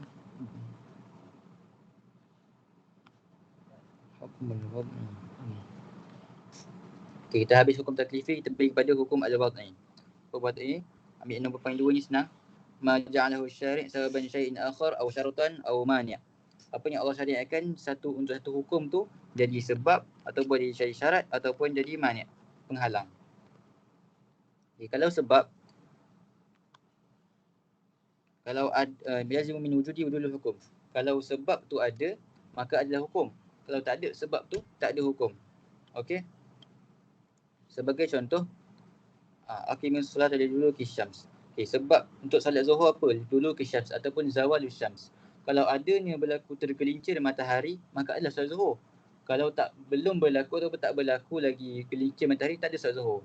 Idza wajada yani idza wujudi zawalus syams fa ya'ti wujudul hukum. Datangnya zawalus syams, maka datanglah solat zuhur. Kalau tak datang lagi, tak wajib lagi solat zuhur. Macam tu. Itu sebab. Tapi kalau syarutun, yalazimu min adamil hukum wala yalazimu min wujudil hukum. Kalau tiadanya syarat, tak boleh, hukum tak ada. Tapi kalau ada syarat, hukum ada tapi kita kalau syarat, kalau tak ada syarat, adanya hukum. Kalau ada syarat, tak semestinya ada hukum. Sebagai contoh, idza kum ila salat faghsilu wujuhakum. Sebagai tahu syarat kepada solat adalah wuduk. Okey. Tapi kalau kita tak ada wuduk, tak sah solat. Betul. Tapi kalau kita ada wuduk, tak semestinya kita akan solat. Kadang ni dalam wuduk kadang nak pegang mushaf, kadang nak azan kan. Okey, itu beza syarat dengan sebab tadi. Seterusnya mani' pun terbalik. Fa'tazilun nisaa fil mahid. Okey. Kalau mani' ni tak ada hukum. Kalau mani' ni ada, maka hilanglah hukum. Contohnya di sini fa'tazilun nisaa fil mahid, hukum pasal haid wanita. Okey, kalau haid tu ada, maka dia adalah penghalang kepada wajibnya solat. Kalau tak ada haid, maka wajib dah solat. Okey, dia terbalik. Ada mani', tak ada hukum. Tak ada mani', ada hukum. Dan kita bagi pada beza rukun dan syarat. So rukun ada pada ibadah tu sendiri, tapi syarat dia bukan sebagainya, dia ada tapi dia luar daripada ibadah tu sendiri. Contoh kalau rukun solat, dalam solat kan, seperti bangun, Fatihah, rukuk.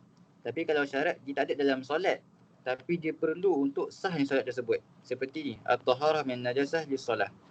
Kita sucikan diri kita sebelum solat. Itu sebagai syarat, tapi dia bukannya dalam rukun solat. Itu beza rukun dalam solat, syarat luar solat. Cuma dua-duanya diperlukan untuk untuk membuat satu solat itu sah. Okay, dah. Alhamdulillah, kita terus kepada week 4.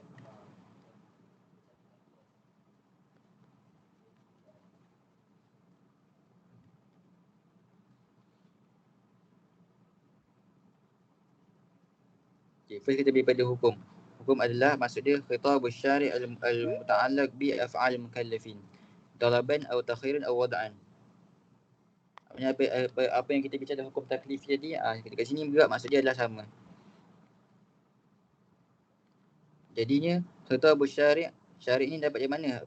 Apa yang Allah suruh dapat dari mana? Dapat daripada wahyu ilahi, yakni Al-Quran dan As-Sunnah.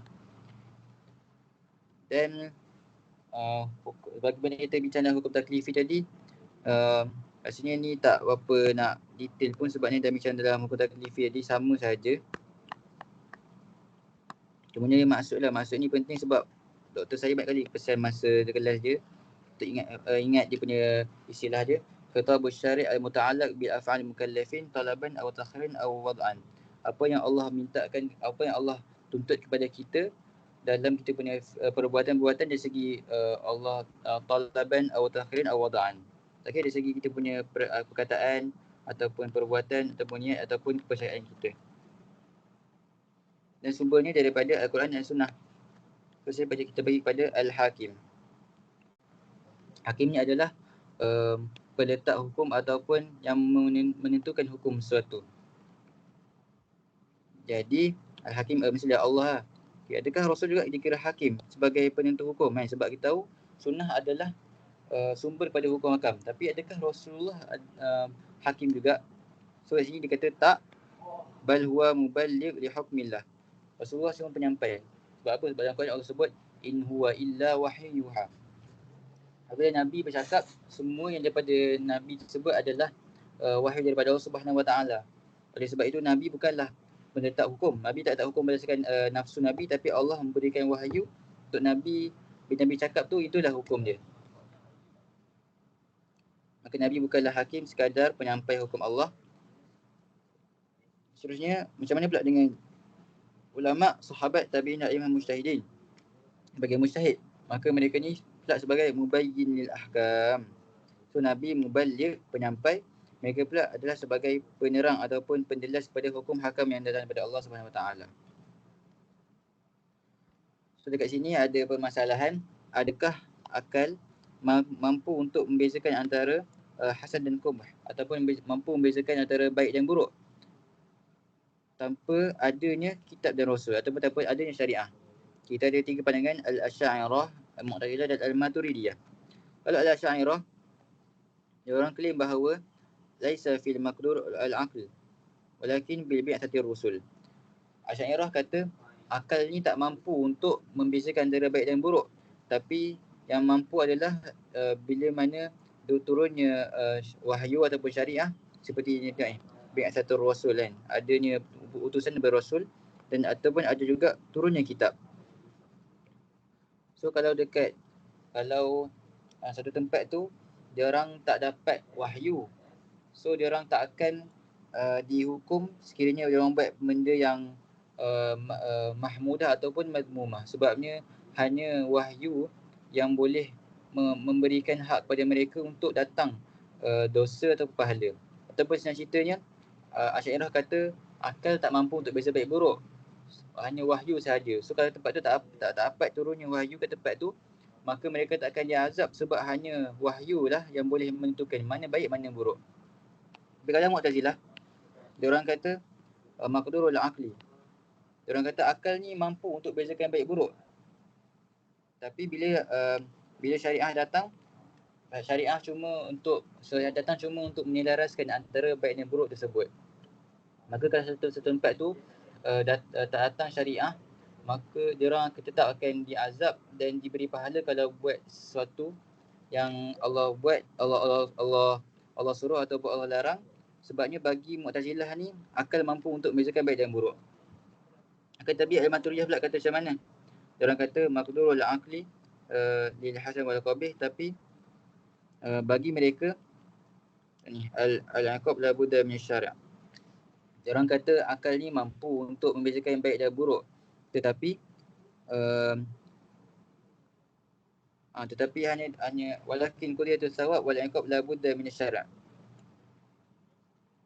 Untuk dapat pahala dan dosa ni daripada syariah. So maknanya satu tempat tu wahyu tak datang, tapi akal juga mampu untuk buat baik dan buruk. Mereka takkan dapat dosa atau pahala atas apa yang mereka buat. Sebabnya perlulah syarak untuk menerangkan apa yang salah, apa yang buruk. Tapi mereka mampu untuk bezakan baik buruk. Atau Maturidiyah. Okay, senang cerita Al-Asy'ariyah akal tak mampu melainkan syariah. Mu'tazilah akal mampu tapi dia akan di-alignkan dengan syariah. Manakala Al-Maturidiyah akal mampu tetapi mereka takkan diazab sekiranya mereka buat baik atau buruk. Itu pandangan yang ketiga-tiga ni. Seterusnya al-mahkum fi. Seperti saya kata awal tadi, saya ingat mahkum fi-nya apa? Ada fa di sini. Jadi mahkum fi maksudnya fi'il mukallaf. Jadi apakah syarat-syarat untuk satu hukum tersebut diterima sebagai hukum pada perbuatan kita? Yang pertama, makluman, mestilah perbuatan tersebut diketahui. Maknanya contoh Allah mensyariatkan kita buat suatu hukum tersebut, dan juga Allah beritahu macam mana kita nak buat. Tak ada Allah beritahu okey, wajib solat, tapi Allah tak beritahu macam mana nak solat. Allah tak beritahu pula macam mana, tak ada sunnah ke, tak ada Quran cakap apa, tapi Allah beritahu wajib solat. Maka tak terimalah. So syarat untuk satu hukum tersebut, perbuatan hukum tersebut dijadikan hukum adalah makluman, diketahui, dan maqdurun, boleh dilakukan ataupun pada logik akal kita mampu. So Allah takkan taklifkan kita dengan sesuatu yang tak mampu, seperti macam terbang ke, benda yang di luar logik akal. Dan seterusnya, al-kuffar mukhatibun li furu' syariah. Adakah orang kafir ditaklifkan dengan hukum syariah juga? Okay, jumhur ulama kata apa? Dia orang ni ditaklifkan dengan furu' syariah, seperti solat, puasa, zakat. Sebab apa? Sebab iman bukanlah syarat untuk menjadikan dia orang terkeluar daripada hukum-hukum syarak. Maka bagi orang kafir juga wajib seperti mana kita untuk solat, puasa, zakat, haji semua lah. Dan seterusnya pada Hanafiyah, apa Hanafiyah kata? Hanafiyah kata orang kafir tak dikira sebagai mukallaf sebab iman adalah syarat untuk lisyahad taklif. Iman ni adalah syarat untuk diorang dipertanggungjawabkan. Tanpa iman, so tak kira diorang tak diwajibkan untuk buat furu'. Terus ada juga banyak ulama kata orang kafir ni ditaklifkan untuk buat untuk meninggalkan larangan sahaja, tapi tak diwajibkan untuk buat perkara suruhan. Maknanya mereka wajib untuk tinggalkan larangan Allah, seperti mencuri ke, berzina, membunuh. Diorang diwajibkan tinggal, tapi diorang tak diwajibkan untuk buat perkara yang Allah suruh, seperti puasa, salat, zakat, macam tu. Dan seterusnya ahlul fatrah. Al-fatrah ni siapa?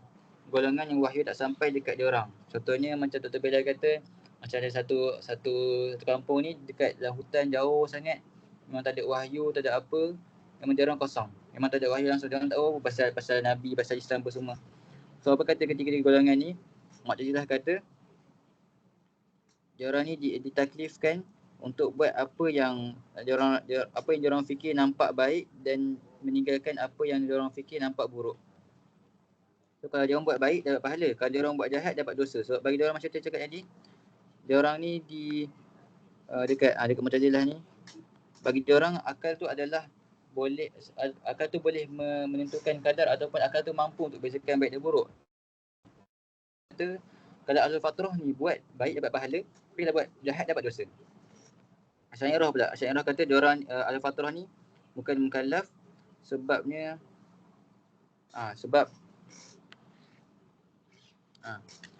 Al-Asy'ariyah bukan mukallaf wala mutalib bi fi'li ma yahsanuhu al-aql wa tarku ma yakbihu. Dia orang ni tak dikira mukallaf sebabnya tak sampai wahyu kepada mereka. Maka dia orang buat apa-apa pun tak dapat dosa, tak dapat pahala. Sebenarnya Al-Maturidiyah. Al-Maturidiyah kata dia orang ni dimukallafkan semata-mata untuk beriman kepada Allah dan dia orang akan diazab sekiranya tak beriman kepada Allah. Sebabnya bila mereka ni Ahlul Fatrah kan. Secara fitrahnya manusia ni dia akan rasa ataupun dia akan percaya bahawa ada satu entiti yang sangat berkuasa untuk menciptakan segala-galanya. Jadi kalau dia orang percaya bahawa Allah tu wujud, maka dia orang takkan diazab. Tapi kalau dia orang tak percaya, dia orang akan diazab. Sebab benda ni adalah benda yang fitrah. Seterusnya al-mahkum alaih. Mahkum alaih, mahkum alaman, mahkum alainas kal mukallaf. Mahkum alaih kita ingat ala kepada siapa kan? Hukum kepada siapa? Kepada mukallaf. Jadi apakah syarat-syarat mukallaf ni? Syarat untuk bagi hukum kepada mukallaf, yang pertama al-aqlu. Untuk kita ni ditaklifkan pada apa-apa hukum, kita adalah ada akal yang boleh memahami apa yang Allah suruh dan kita faham apa dalil yang ada. Yang seterusnya kita ada hurriyatul ikhtiyar. Kita boleh memilih ataupun kita tak dipaksa lah.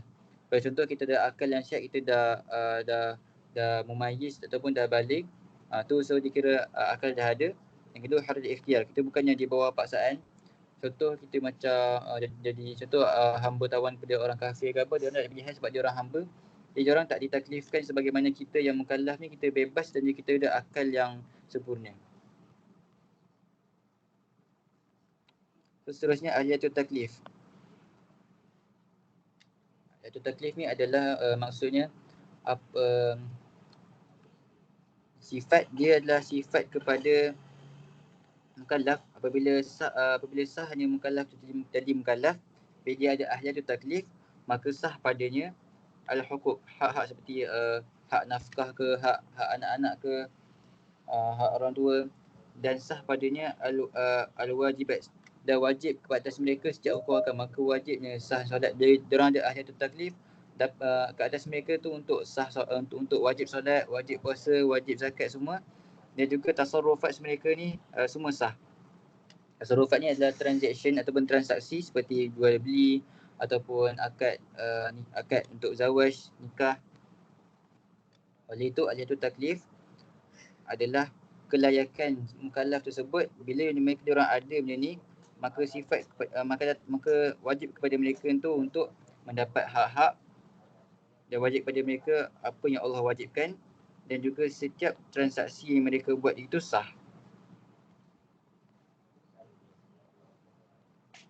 Maka jenis anwa'ul ahliyah kita dua, ahliyatul wujub wa ahliyatul adab. Ahliyatul wujub ni asasnya adalah hidup.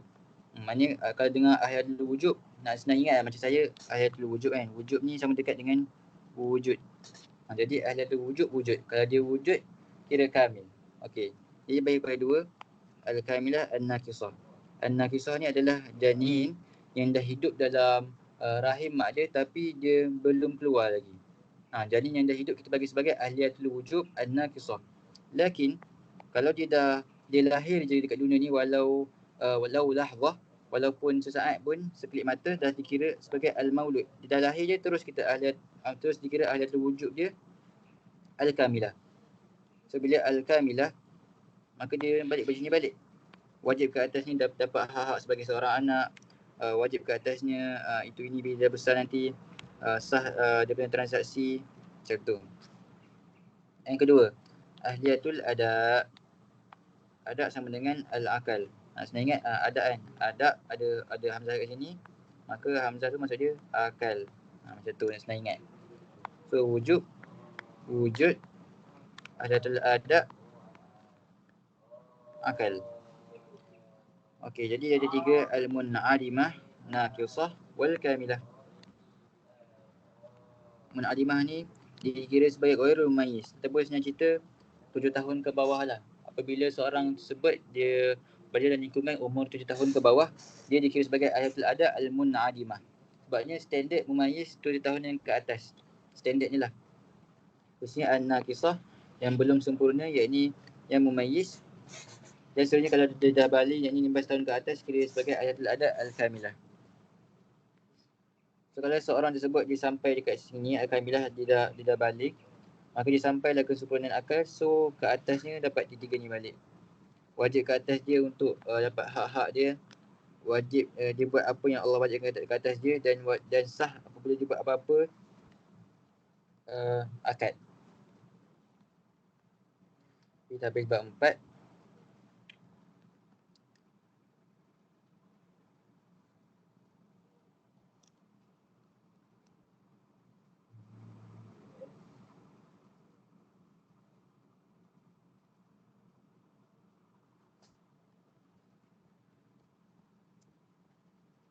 Kepada al-adillatul asy-syar'iyyah.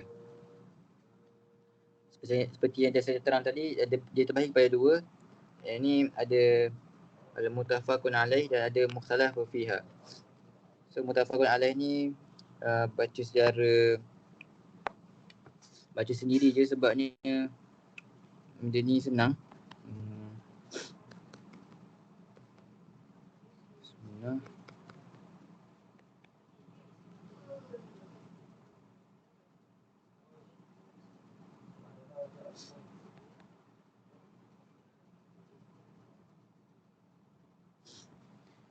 Okey, al-ijma'.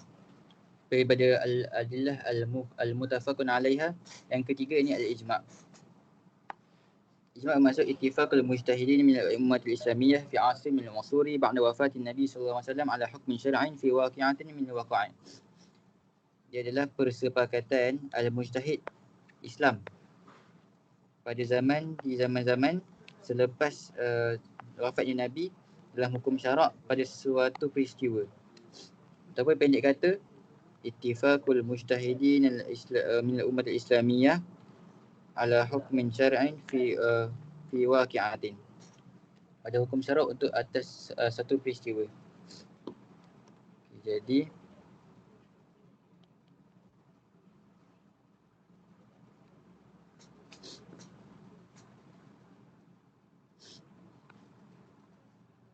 terus pergi kepada jenis ijma'.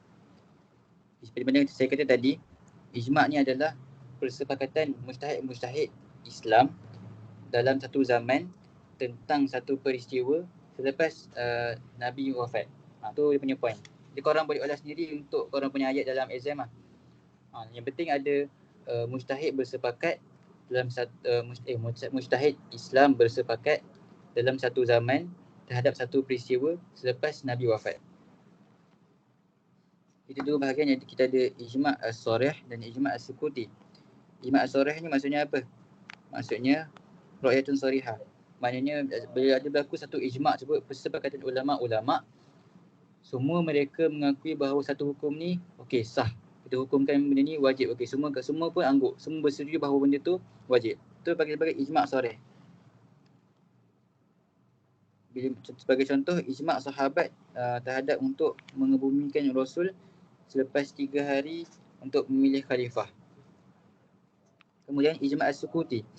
Ijma' as-sukuti ni bukanlah semuanya diam. Ijma' as-sukuti kan maksud ijma' diam. Maksudnya ada sebahagian ulama' yang diam. Dia orang tak cakap dia orang setuju ke tak setuju, dia orang diam je. Maksudnya ba'duhum qal hada na'am hada wajib. Lakin ba'duhum qal ba'duhum la yakul lakin takun min as-sakit. Dia orang diam je.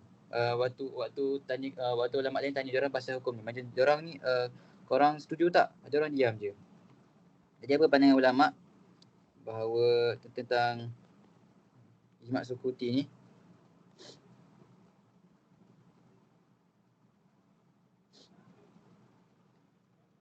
Macam Imam Syafi'i la yansab ila sakit.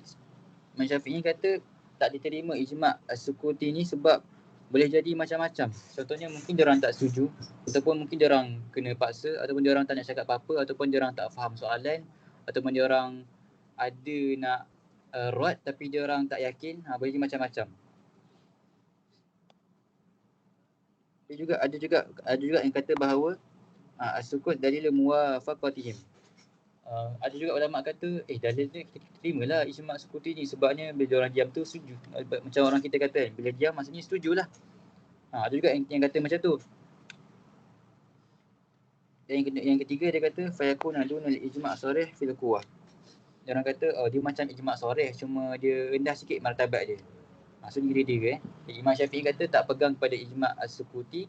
Imam Syafi'i kata boleh jadi macam-macam sebab dia orang ni boleh tolak satu pandangan tersebut ataupun juga ulama kata sukut hadza dalil muwafaqatihim. Dia orang kata kita terimalah ijma' as-sukuti ni sebabnya maksudnya kalau dia diam maknanya dia terimalah. Dia maksudnya terima. Ada yang kata ijma' sharih, ijma' sukuti ni dua terima. Cuma ijma' sukuti ni kurang dah sikit dia punya kekuatan dia, tasbih dia kurang sikit. So seterusnya imkaniyatul ijma' fi asrina. Apakah contoh ijma' pada zaman kita? Sebab kita tengok maksud tadi kan. Ijma' tu adalah para sepakat mujtahid pada satu masa ada satu peristiwa pada zaman selepas zaman Nabi wafat. Maknanya semua ulama kena berkumpul. Tapi sekarang susah sebab sekarang ni tahu kita ada ramai sangat ulama di satu dunia, macam mana nak samakan semua kan satu masa. So kita ada benda yang macam ijma' tapi bukan, dia hampir pada ijma'. Kita panggil sebagai al-majami' al-fiqhiyah ad-dawliyah tu. Sebagai Dr. Bela kata kat kita orang setiap negara tu hantar seorang wakil, yakni ulama dia orang untuk berbincang satu hukum. So dapatlah macam ijma' tapi bukan ijma', hampir pada ijma'.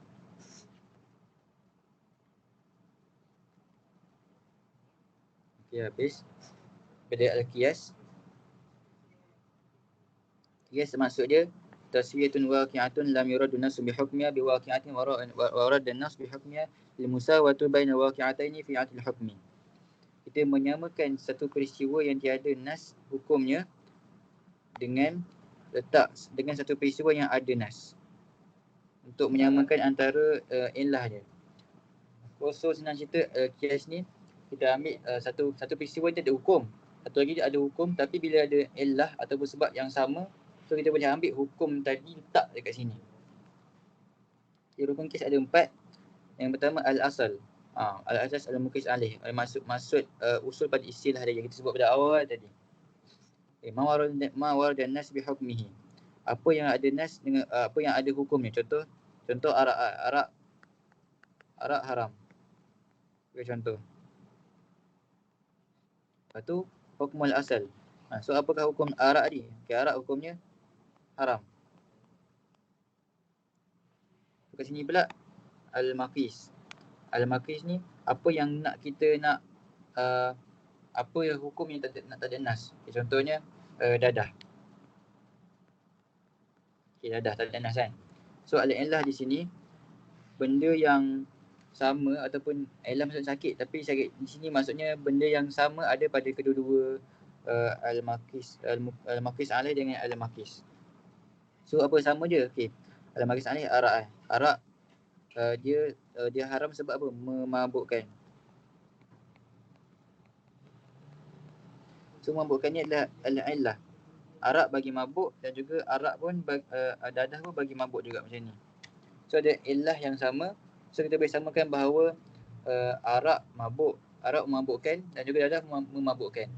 Jadi dua-dua ada illah yang sama. So kita boleh ambil hukum haram pada arak sebab memabukkan. So kita tak pada hukum dadah juga haram sebab dia juga memabukkan.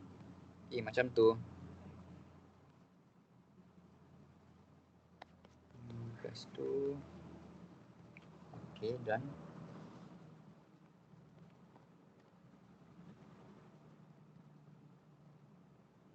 Jadi bagi pada adilah al-mukhtalaf fiha. Okey, al-istishab. Al-istishab al-hukmu bi baqa'il amr ala ma kana alaihi ma lam yujid ma yughayyiruhu. Al-istishab ni kita mengekalkan hukum ni, baqa'ul amr. Kita kekalkan perintah pada yang asalnya. Saya tak ada apa yang mengubahnya. Kisah contoh, al-istishab ni hukum asal dia mesti macam tu, asalkan tak ada apa yang mengubah. Apa yang kita dengar kan, orang cakap pada qawaid usuliyah al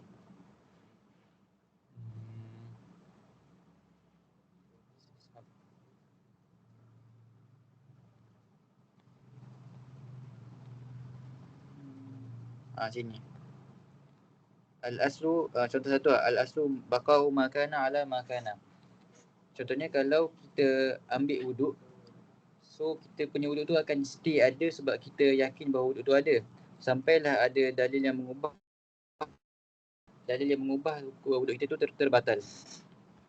Mana contoh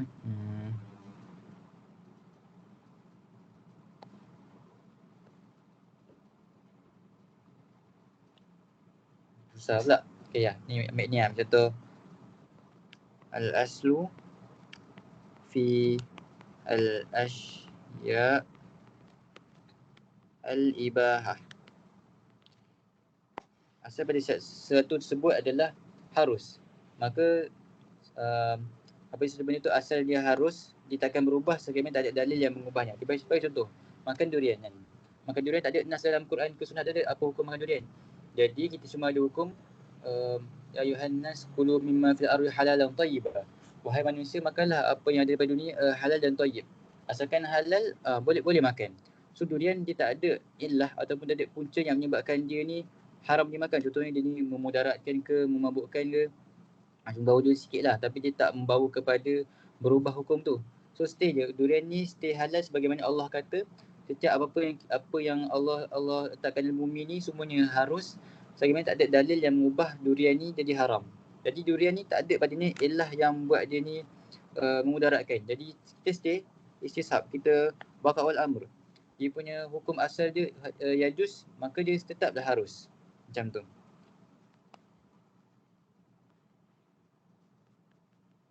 Terusnya al-istihsan. Al-istihsan maksud dia tarkul qiyas wal akhdhu bima huwa awfaqun nas. Kita meninggalkan qiyas, ataupun qiyas kat sini maksudnya hukum asal, dan kita ambil apa yang related ataupun apa yang lebih kena dengan manusia pada waktu itu. Okay, contoh.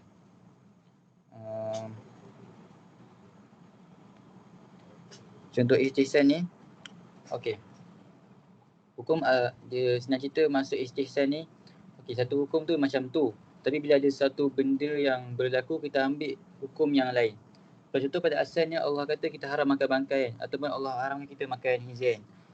Innama harrama alaikum al-maytata wad-dama wa lahmal khinzir wa ma uhilla bi ghairillah. Allah mengharamkan pada kita untuk makan daging bangkai, daging khinzir. Akan tetapi faman yutturra ghayra baghin wala 'adin fala itsma alaih. Okay. Pada asalnya, asal tu yang kita panggil sebagai hukum asal ataupun al-qiyas. Hukum asal tersebut makan bangkai adalah haram.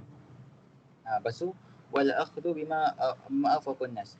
Jadi pada manusia pada kala itu, contohnya dia memang sangat lapar dan ada bangkai je pada waktu tu. Jadi kita meninggalkan hukum asal bangkai itu haram dan bertukar hukumnya menjadi harus. Itu istihsan.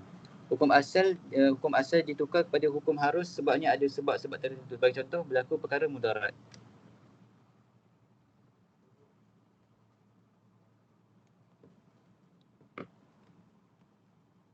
Itu istihsan. Seterusnya masalah yang bersalah. Masalah.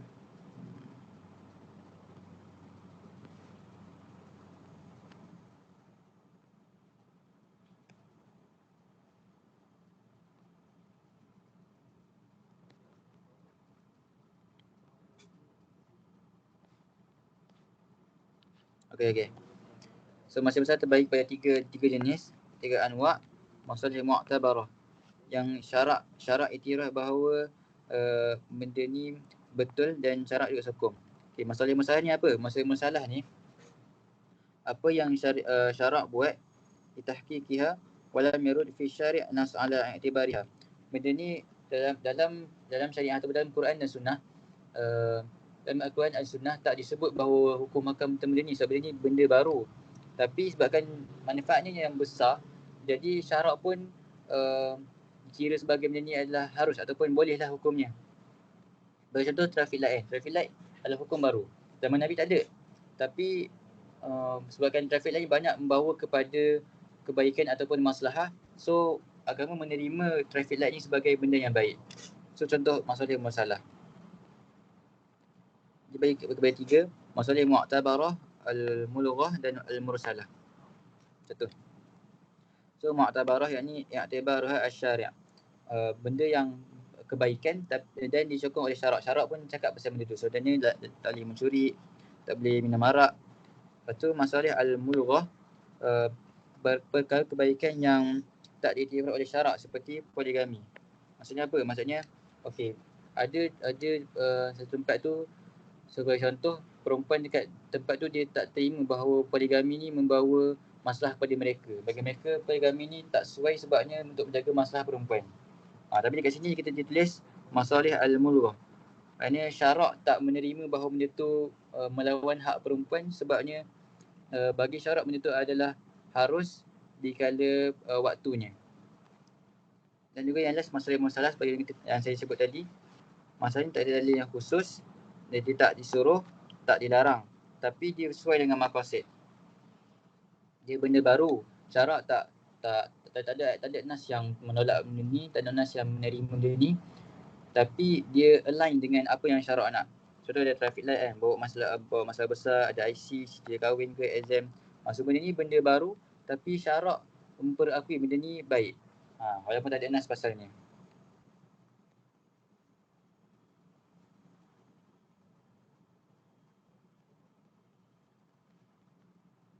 Lepas tu kita pergi pada saddu zara'i.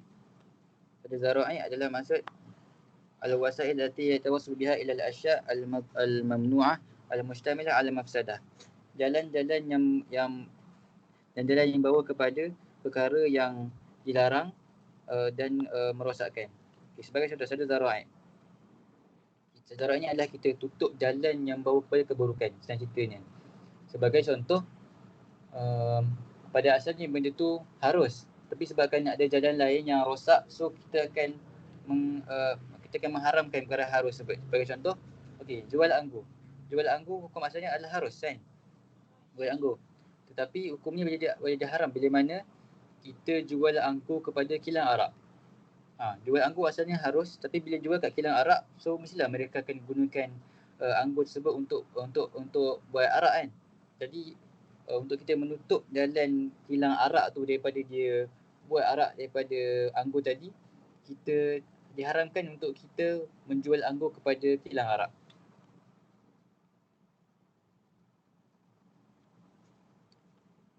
Kita bagi brief je. Lepas tu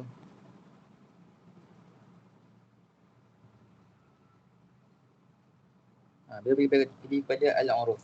Al-uruf dalam maksudnya adalah majmu'ah af'al wa aqwal al-faham nas fi ma bainahum ta'arafu bai 'alaiha wa fa'aluha jami'an. Setiap perkataan dan perbuatan yang manusia akui sesama mereka dan mereka juga tahu dan semua mereka buat pasal ni. Senang cerita uruf dan adat lah, ataupun aqwal wa af'al bainan nas ta'arafu bainahum. So benda ni orang tahu dan orang semua buat. Itu sebut uruf. Jadi uruf bagi dua, uruf al-am dan uruf al-khas. Dia ikut sejauh mana skop uruf tersebut. Okay, yang pertama al-uruf al-am. Yashtariku fihi nas fi jami' al-bilad al-islamiyah. Dia berkaitan dengan manusia pada setiap negara-negara Islam, pada satu tempat dan pada bi'ah mereka dan pada budaya mereka. Contohnya, satu dunia tahu bahawa kalau lampu isyarat merah ni kira berhenti. Tak ada tempat yang cakap merah ni maksudnya berjalan, tak ada. Jadi ni sebagai uruf, kita tahu, semua orang tahu bahawa lampu isyarat merah tu maksudnya berhenti. Semua tempat. Betul, uruful am. Uruful am maknanya satu dunia tahu benda ni dan diorang sepakati bahawa benda ni macam ni. Diorang semua bersepakati bahawa lampu merah tu maksud dia lampu merah tu maksud dia berhenti.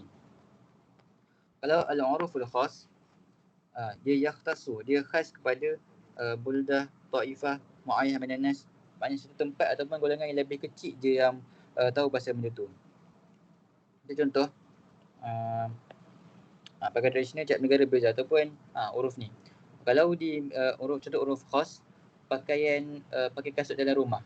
Maksudnya kita tahu orang barat, diorang pakai kasut dekat dalam rumah. Diorang pakai kasut dalam rumah. Tapi kalau orang belah-belah Nusantara ataupun orang Melayu, diorang pakai kasut dekat luar rumah. Maka kalau nak masuk rumah, kena cabut ataupun tanggal kasut tu dulu. Ataupun selipar. Jadi ini uruf khas. Maknanya khas dekat kat barat lain, dekat Melayu lain. Jadi kalau orang dekat barat masuk rumah orang Melayu, diorang wajib untuk ikut uruf kita sebabnya tempat kita. So diorang wajib untuk cabut kasut atau selipar mereka sebelum masuk rumah orang Melayu. Macam tu. So settle. Pergi week 7.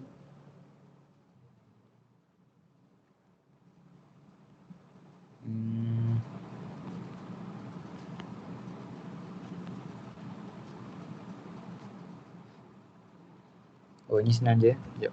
Kita pergi terus pada week 8 lah.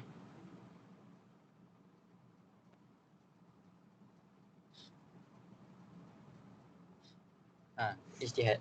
Ijtihad maksud dia dari segi istilah adalah badlul juhdi min al-fiqhiyah ila wusul al-hukm syar'i amali bi tariq al-istinbat min dalillah at-tafsili. Jadi ijtihad ni adalah badlul juhdi, usaha yang sangat-sangat dalam ulama usul fiqh untuk keluarkan hukum syara' amali. Jadi sebab apa dia panggil sebagai usaha yang berat, dia tak dikira. Saya dengar tu ceramah Dr. Fawaz, Ustaz Fawaz, dia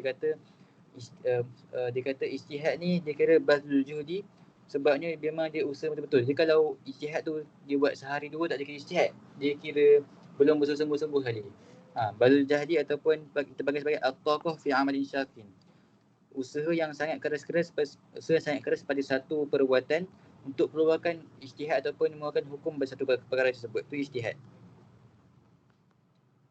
Dan ijtihad ni terbahagi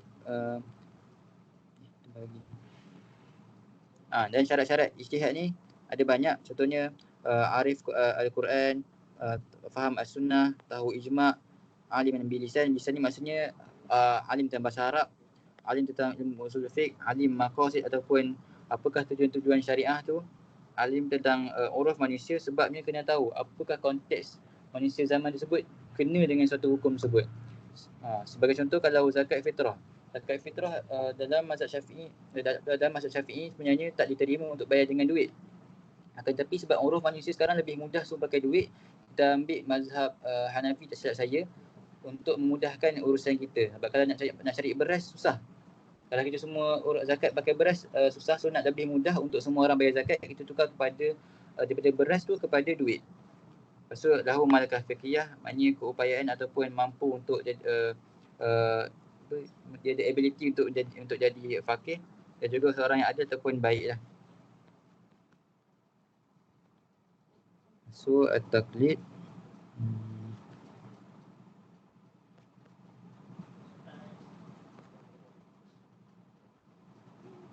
at-taqlid sini maksud dia. Ini maksud senang. Akhadha ra'il ghairi min ghairi ma'rifah tadi. Dia mengambil pandangan orang lain tanpa tahu tentang dalil. Dia ambil secara kosong saja. Itu nama taklid. So apa hukum dia? Hukum dia first, ada ulama kata haram mutlak. Sebabnya pada setiap muslim tu wajib untuk ambil daripada Quran dan Sunnah. Lepas yang kedua, dia kata hukum dia wajib. Sebabnya zaman ijtihad dah lepas. Maka ijtihad zaman tu je boleh. So kita kena ikutlah apa yang empat mazhab tu dah buat. Semua orang sekarang zaman sekarang kena ikut. Tu yang pendapat ulama kedua. Yang ketiga, wajib mutawassit. Dia apakah hukum taklid? Dia terbahagi kepada 3 jenis. Al-mujtahid, muttabi', al-muqallid, al-ami. Al-mujtahid haram pada mereka tu untuk melakukan taklid sebab mereka sendiri adalah mujtahid, so diorang kena berijtihad. Yang kedua, muttabi'. Muttabi' ni siapa? Muttabi' ni seperti kita, talabul ilm. Kita wajib atas kita untuk taklid, tapi kita ikut satu dalil tersebut Dengan syarat kita kena kaji apakah dalil dia, apakah hukum hakam yang tersirat dalam tu, kena kaji dengan dalil. Yang ketiga, muqallil am, iaitu orang awam ataupun netizen. Wajib baca mereka untuk mengikuti satu daripada 4 mazhab. So contoh kalau duduk Malaysia, wajib ikut apa yang orang Malaysia semua ikut mazhab, ini mazhab Syafi'i. So wajiblah orang awam untuk ikut, yang bukan talabul ilm, yang bukan belajar subjek Islam macam tu.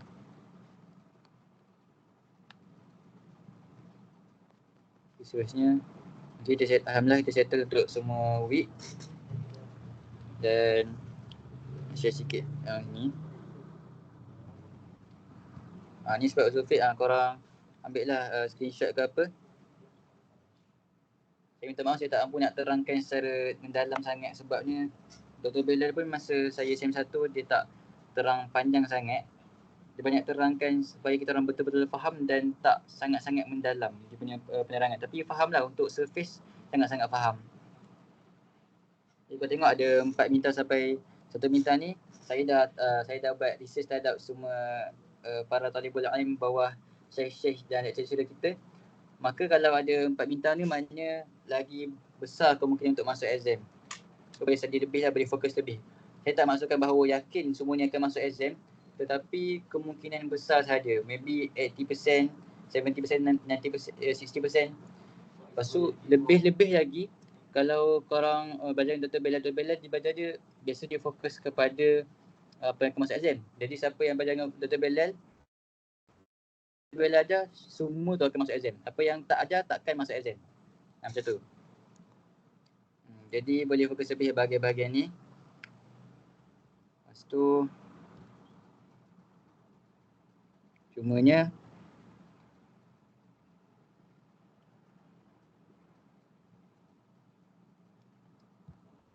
ni tips and trick saya. Saya tak ikut dalam link drive tu, saya tak juga. So korang boleh ikutlah supaya memanglah kita study ni semua siapa yang usaha dia berjaya kan. Tapi jangan lupa juga yang bagi berjaya tu Allah, yang bagi ilmu tu Allah. So jaga hubungan dengan Allah, jaga hubungan dengan manusia. Jadi saya saja setakat ni. Ni korang boleh baca dan jangan tinggal lah. Memang kena aman supaya korang belajar bahawa belajar tu bukan sekadar untuk belajar dalam exam, tapi untuk belajar dunia akhirat dan macam mana kita nak guna ilmu tersebut untuk diaplikasikan dalam hidup kita. Sebab al-ilmu bila amal kasyajar bila thamarah, macam tu kan. Jadinya belajar bukan semata-mata untuk exam, tapi belajar untuk dapatkan ilmu, dapatkan redha Allah. Li'anna al-ulama warasatul anbiya wa yarfa'illahu alladhina amanu minkum walladhina fil ilmi darajat. Allah akan mengangkat darjat siapa yang menuntut ilmu dan kalangan kamu. So belajar kerana Allah, korang takkan rugi apa-apa. Sebabnya di mata manusia ni, kejayaan tersebut memang manusia akan kira berdasarkan apa yang kita raih saja. Tapi Allah nampak semua apa kita usaha, jangan sedih dengan apa result kita akan dapat. Yang penting usaha betul-betul, minta doa betul-betul, minta Allah bagi yang terbaik. Semua keputusan Allah bagi tu semua yang terbaik untuk kita. Jadi hadza faqat minni. Syukran ala husnikum. Sekarang wal'an ana aftahu li as-su'al wal ijabah. Ada siapa-siapa yang tanya soalan ke? Kalau saya tahu, insyaAllah saya jawab. Saya tahu, mungkin saya akan sikit.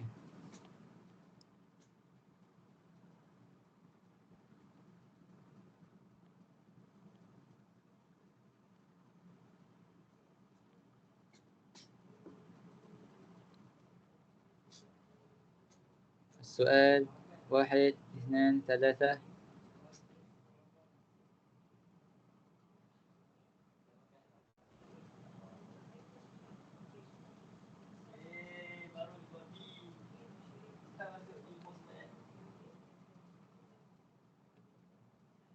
Tanya soalan dalam ruang chat pun boleh rasanya.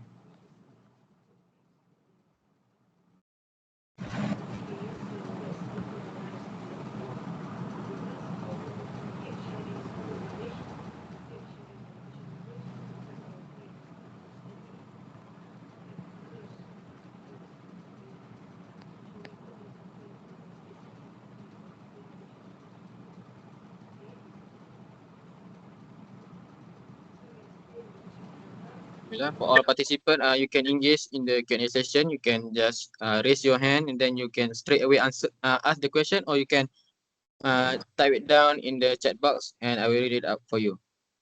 We open for Q&A session.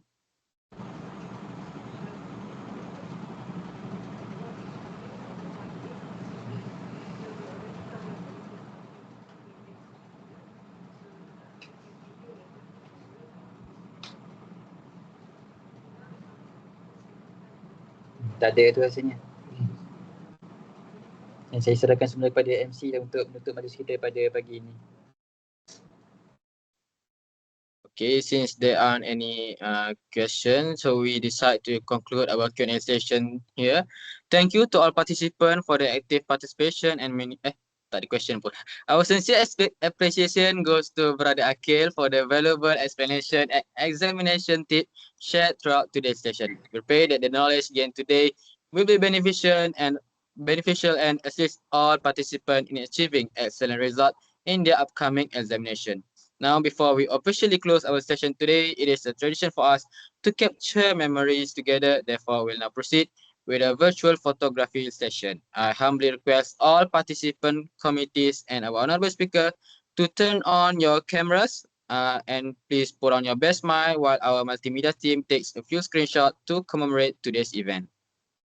So, Pak Bro, boleh bagi tahu kalau dah. Minta partisipan yang ada, yang sudi, bolehlah buka kamera kita sama-sama dengan Al-Alim speaker kita hari ni. Betul. Buka kamera Zip.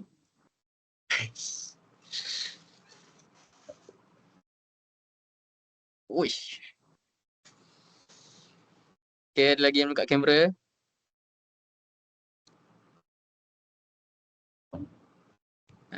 Screenshot dalam mana ada? Satu, ready ya semua?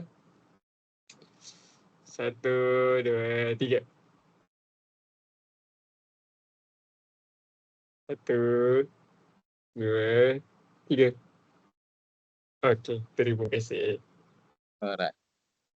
Thank you to the multimedia team. And a gentle reminder to all participants to please scan the feedback and evaluation QR code. It will be displayed later on the screen, or click the link provided by the committees. And your feedback is highly appreciated for our future program improvement and for your attendance record. Thank you. Boleh scan dulu.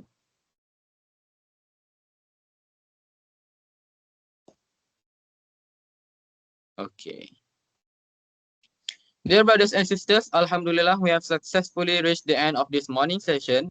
Once again, on behalf of the organizing committee, we would like to express our deepest gratitude to our honorable speaker, Brother Akil, for sharing valuable knowledge and wisdom. We also extend our appreciation to the Bureau of Education and Student Affairs. Special thanks to all participants for your commitment, for gracing this virtual platform with your presence and active participation. May Allah subhanahu wa ta'ala bless our effort, grant us beneficial knowledge, and ease our preparation for the upcoming final examination. We sincerely apologize for any technical shortcomings or deficiencies throughout the session. Now let us end our session today with the recitation of Tasbih Kafarah and Surah Al-Asr. Subhanakallahumma wa bihamdika, asyhadu an la ilaha illa anta, astaghfiruka wa atubu ilaik. Bismillahirrahmanirrahim. Wal 'asr, innal insana lafi khusr illa alladhina amanu wa amilus salihati wa tawassaw bil haqqi wa tawassaw bis sabr. Thank you very much. Wabillahi taufiq wal hidayah. Wassalamualaikum warahmatullahi wabarakatuh. Thank you for all, and you may now leave the virtual meeting room. Thank you, Brother Akil. Thank you to all participants. Assalamualaikum warahmatullahi wabarakatuh. Terima kasih MC, terima kasih semua yang mendengar. Saya minta maaf silap saya pun baru nak belajar. Masih dari tunas lagi. Sama-sama doakan insya-Allah, moga Allah mudahkan segala urusan kita, moga Allah berikan kita kejayaan dan result yang terbaik insya-Allah. InsyaAllah, amin. Kemah dah tu.